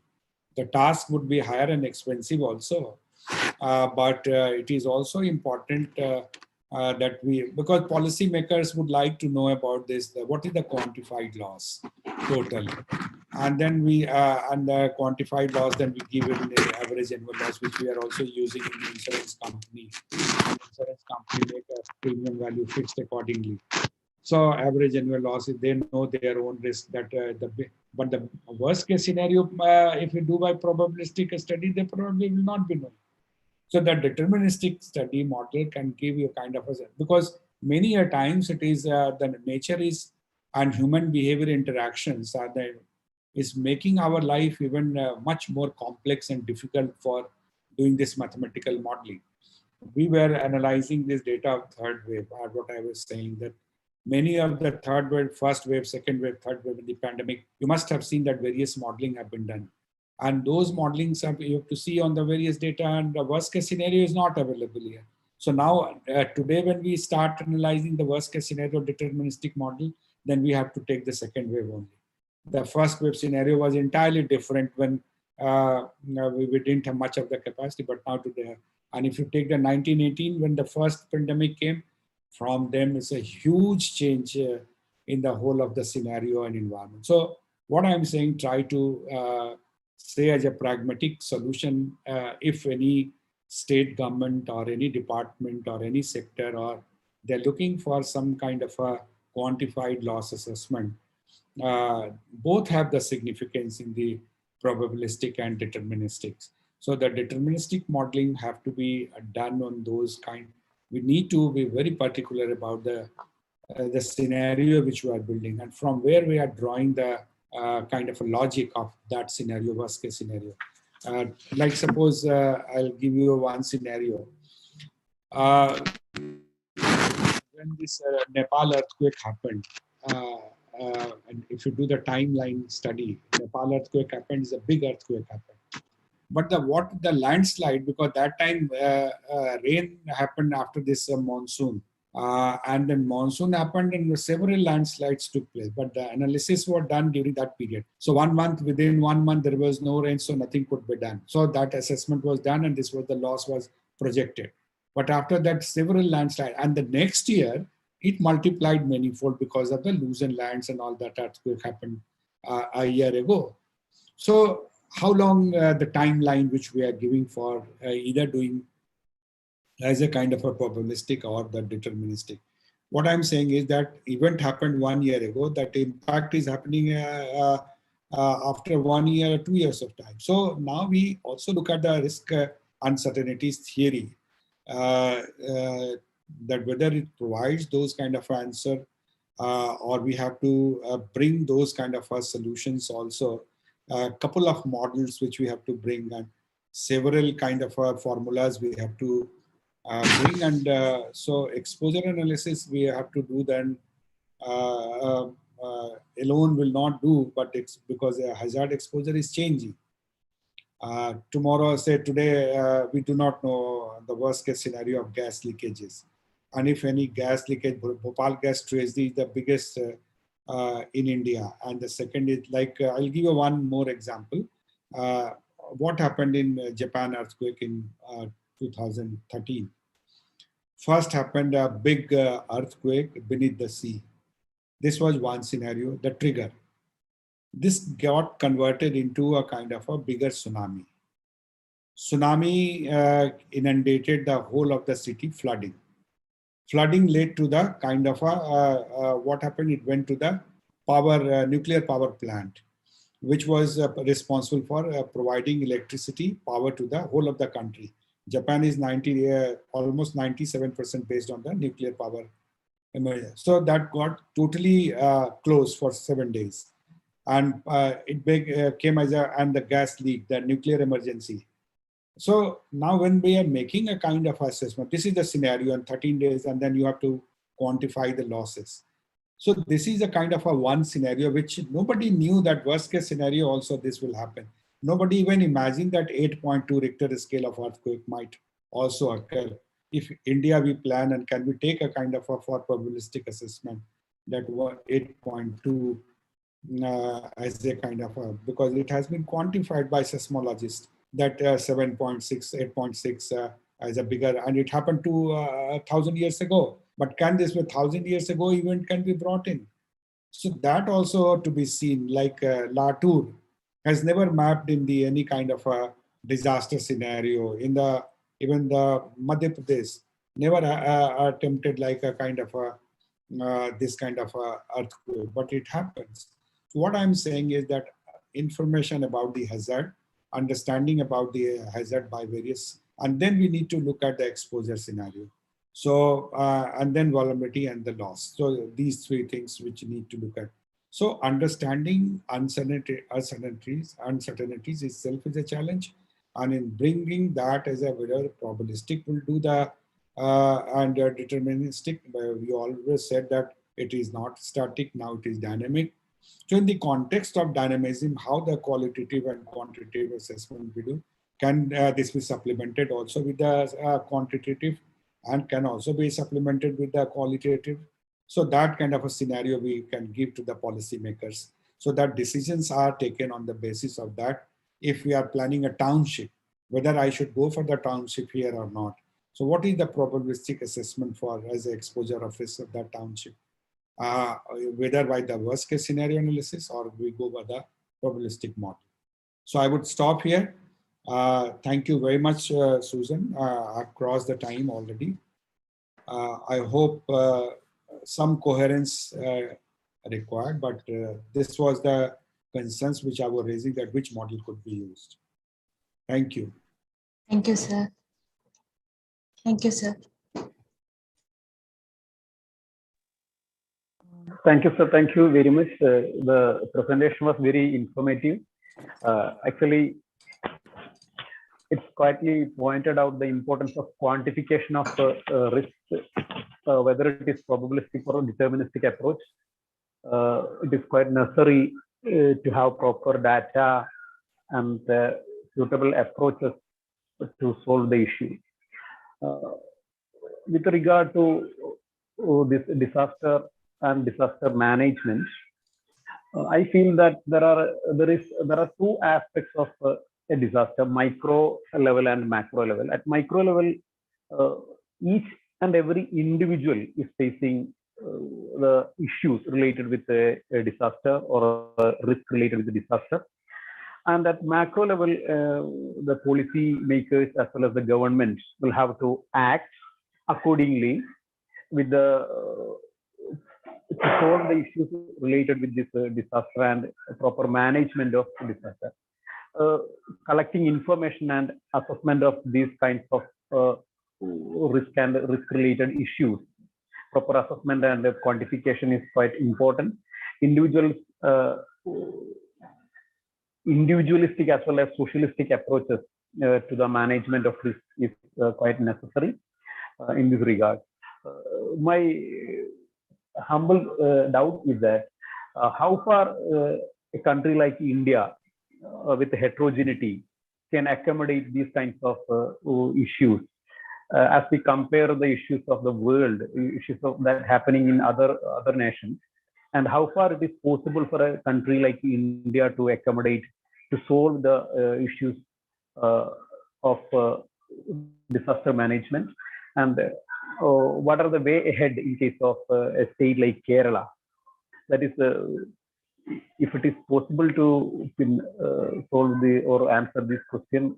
The presentation of Santosh sir was excellent because he mentioned the issues, recent issues, historical issues related with the disaster and disaster, how the world economy and world population has responded to the various issues related with the disaster, and what is the condition of India with regard to risk management and risk assessment. So please.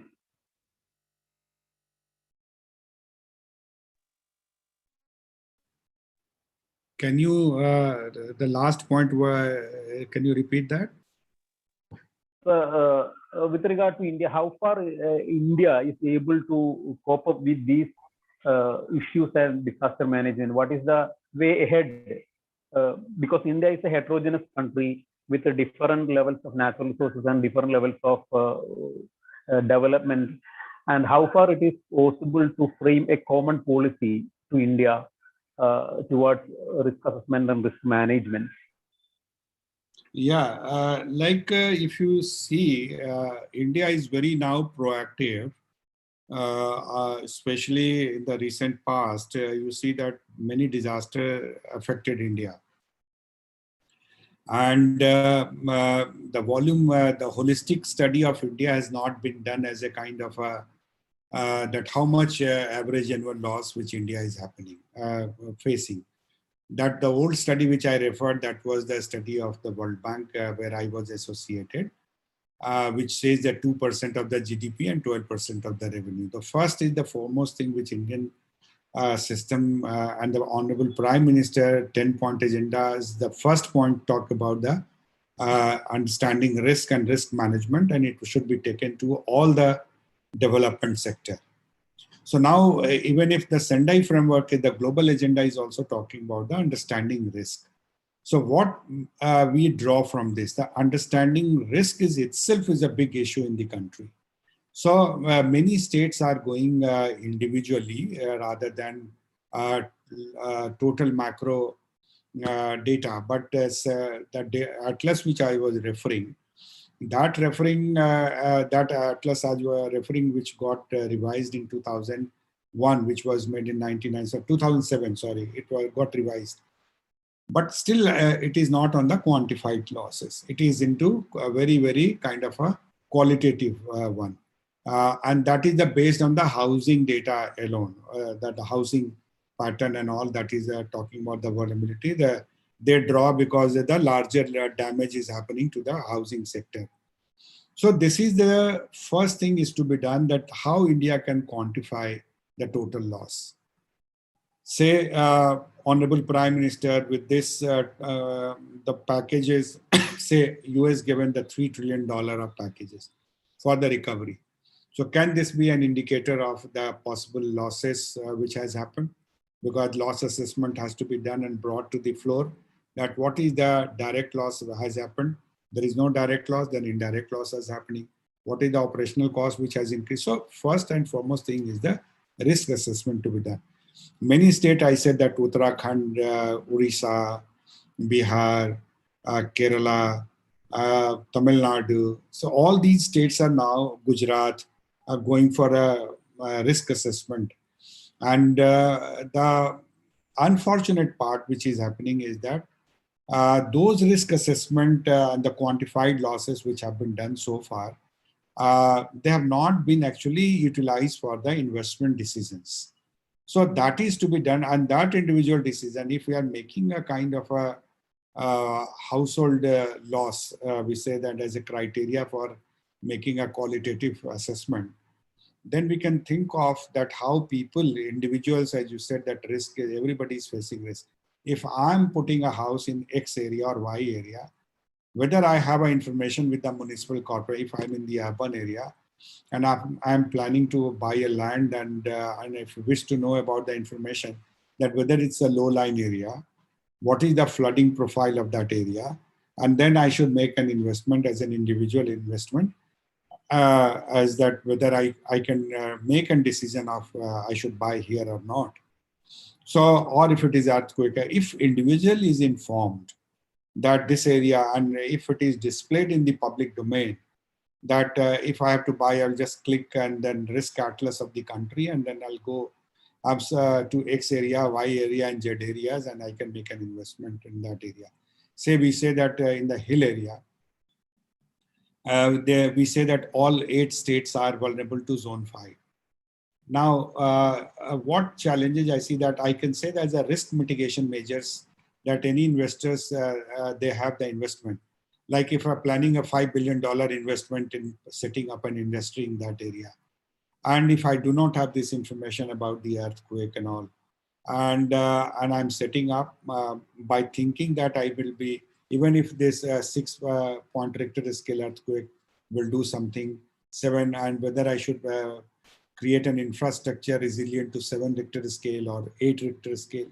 So that information is not available with the individuals. So what I am trying to say and mention that the first and foremost thing is to be done is this risk analysis. And this risk analysis, either you are going for the qualitative, either the qualitative, what I'm saying is already available. Now we need to convert into the quantitative. At least we can start with zone 5 and zone 4, where the qualitative are indicators. They are saying these areas, zone 5 and zone 4. So drawing lessons from that, we can start that kind of a initiative and from those states. At a macro level, NDMA is doing that study. Now it would be completed, where we are trying to get the risk assessment of a whole of the country at the macro level. And if you layer with that, that where to be possible investment and what kind of a resilient indicators we should be putting in our critical infrastructure, that would give it. So the relevance of all these models are very much there, and that are being practiced for ex ante in the risk assessment, and also that taking decisions. Like I was telling the Uttarakhand has even gone to the taluka wise. Each taluka is having those kind of information and also quantified loss. So, but our capacity in India is very weak. If any states or any districts or any municipal corporation wish to undertake such kind of a study as Madam was showing, that there. So how each municipal corporation, if we talk about, because macro becomes when you add aggregates. So if you we plan with all the this blocks in the villages and panchayat in the villages, and then also come with the municipal corporation at the district level and in the city level, and then start building the risk assessment exercise at the smallest scale. And then probably accordingly, the municipal corporation can also levy tax if certain hazardous industry has come up in that area, and then they can think of putting tax and or forcing those company to take measures, even if individuals' houses are not fully adhering to the building bylaws, they can enforce that building bylaws. But if the ailment is not known, what is happening today, ailment is not known in the quantified manner. If we do not go to the diagnostic center, then we have to believe on the symptoms only. The symptoms are there. Suppose you are feeling fatigue, and fatigue could be of hundreds of reasons. And you can't start medicine of all the 100 reasons. So, but you have to go for a specific, why it is that you are feeling fatigue. Then you ultimately come to, after going through different tests, you get to know that only the diabetic you are. So then we take the medicine, one medicine diabetic. But if you do not, same analogy applies there. If you do not do the risk analysis, that you can't spread investment all over. So then it will give the prioritization. So that's what I wanted to say on respond to. It will take time, but definitely the beginning has been made. So we should be positive for that macro, the risk assessment in coming 20, 30 years, that it will be a kind of a new dream for India. Sir, Yes, thank you, sir. Thank you, sir. Thank Yes, you. questions. Sir, I have one. This is Dr. Rosewine here, Santosh sir. You had an amazing, enlightening presentation, and we got a glimpse of where India stands. As we were discussing about modeling the risk part, one thing which I felt which has got limited attention is increasing the exposure level due to changes in the physical infrastructure, which we do. If you really look into the flood risk in Kerala, one of the major reason which I could, it is based on my personal experience and with based on some of the discussion I have happened with the community. One of the reason is the roads which are built in Ernakulam district, specifically on Ernakulam district I'm discussing. it is parallel to the lake. So what happened is there is a lot of inlets to the lake which is blocked while the road got constructed. So what happened is this actually, it is of course the rain was higher, but even if that level of rain, the damage would have been less if the inlets were not blocked. So what damage or increasing the exposure due to the changes in physical, social, and economic condition also need some incorporation in our, it should be added in our model. Otherwise, we are always modeling based on the ecosystem services which are already under our assumptions. What changes which has happened is never getting incorporated in our model. So this, I thought this would be one forum where I can get some, I can communicate it to you. So I'm using this It's forum. very true. What you are saying is very true. Many of the disasters are happening because of not as a natural hazards. Yes. Coming over the years, the construction practices which we are having, and that is many of the, when we visited Bihar in 2008, I'm telling you the big flood happened and Kosi flood was there. And the state government has gone into a big kind of a road construction drive because they had a very bad infrastructure on that. Those national highways, state highways, they all came. So what happened, the villages, and when we visited, we found all over the flood. One side you will see that as a kind of a big lake is a like sea. And the other side of the road is a totally dry. Meaning thereby that road was working as a kind of a, then though on the other side of the area, they created the flood kind of a situation which never had in their lifetime or the history of that area. But the coming of the road, there is no culvert in between and the roadside. So the walk one side. So there's a new risk which got added in that area. Yes, I think this is the same scene with Kerala also, but it has never got any attention in the discussions. We always talk about rainfall only. Now we are talking about this bringing into like such kind of a projects are which are coming for any critical infrastructure. We are doing disaster auditing, and that disaster auditing, whether it will create further risk or it will reduce risk. What we have three propositions which we are working on. That one, that it remains the level of risk there itself, X, or it should start reducing. It should not increase the risk. So, so that is the proposition now. Every project of 100 crores and higher, initially government did this, that you have to give a kind of a certification, self-certification that will not add any risk. So now government is rethinking and there's thinking of developing a kind of a disaster audit framework. So like we have an environmental impact assessment, in the same way disaster impact assessment for any project. So that probably maybe bring some change, and that will help in good monitoring. And many of the things, because inbuilt environment is already there. This will be done only in the new cases, isn't that new projects and other things. But inbuilt environment is already there. We have to do for rectification.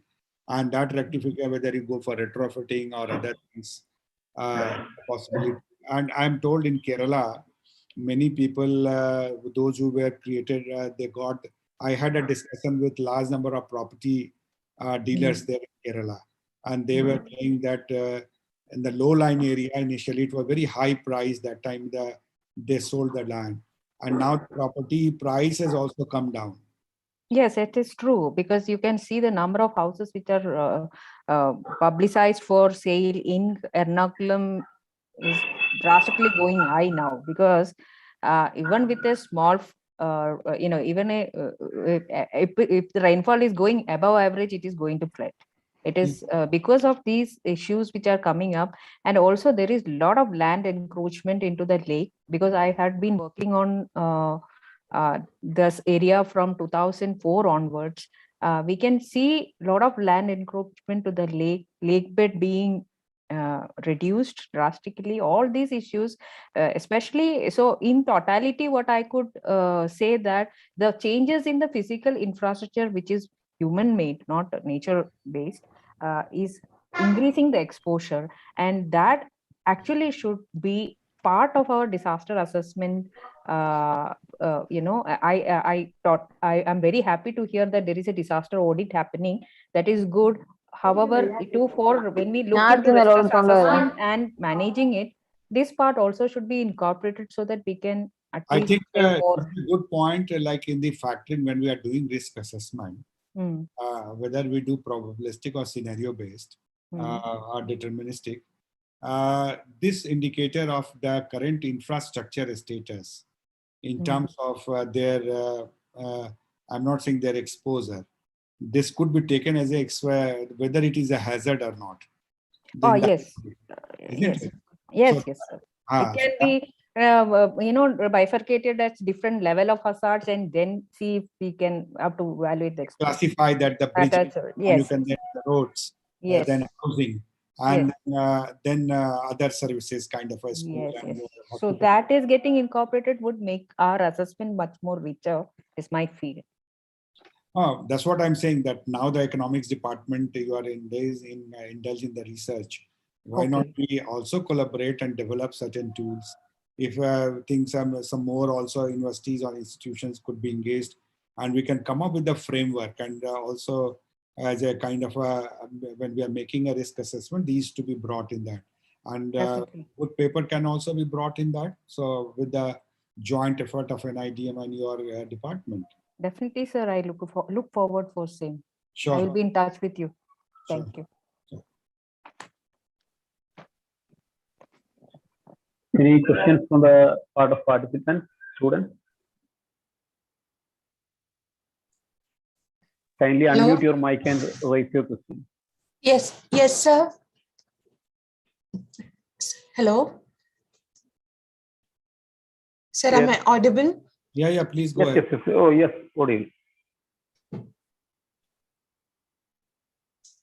Proceed. Sir, okay.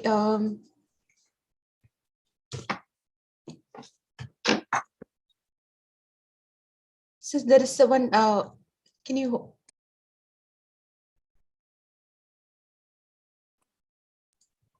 Hello. Yes, We could hear you. Yes. So now I would like to extend the formal vote of thanks for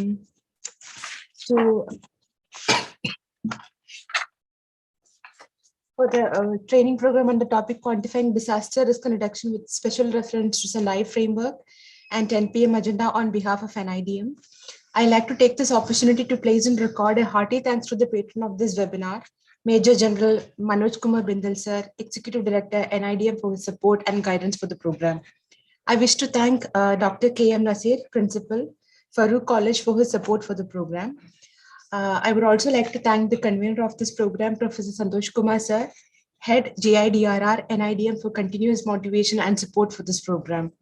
I would also like to thank the convener of this program, Professor B. Mohammed Rashid, Head of the Department of Economics, Farooq College, Calicut, for supporting and collaborating for this program. I wish to extend a sincere thanks to Dr. Qasim for taking the session on qualitative and quantitative approaches to risk assessment. And I would like to thank Dr. Rosewine Joy, Assistant Professor of Presidency University, for taking such a detailed presentation on risk assessment process and evaluation methods, and also the session on quantification of disaster risk. I would like to extend sincere thanks to Professor Santosh Kumar sir for explaining in detail about the deterministic risk assessment methods, and also explaining in detail about the disaster scenario and the risk reduction measures which is happening in all over our country. And I wish to place a record of hearty thanks to all the participants connected with us, especially from Farooq College and also from different parts of the country. I wish to thank all the representatives of state and central government officials who managed to take out their precious time for this program. With these words, I would like to bring an end to the second day of this training program on quantifying disaster risk and risk reduction with special reference to Sendai framework and PM 10-point agenda. Thank you. Thank you all. Thank you so much. Thank you.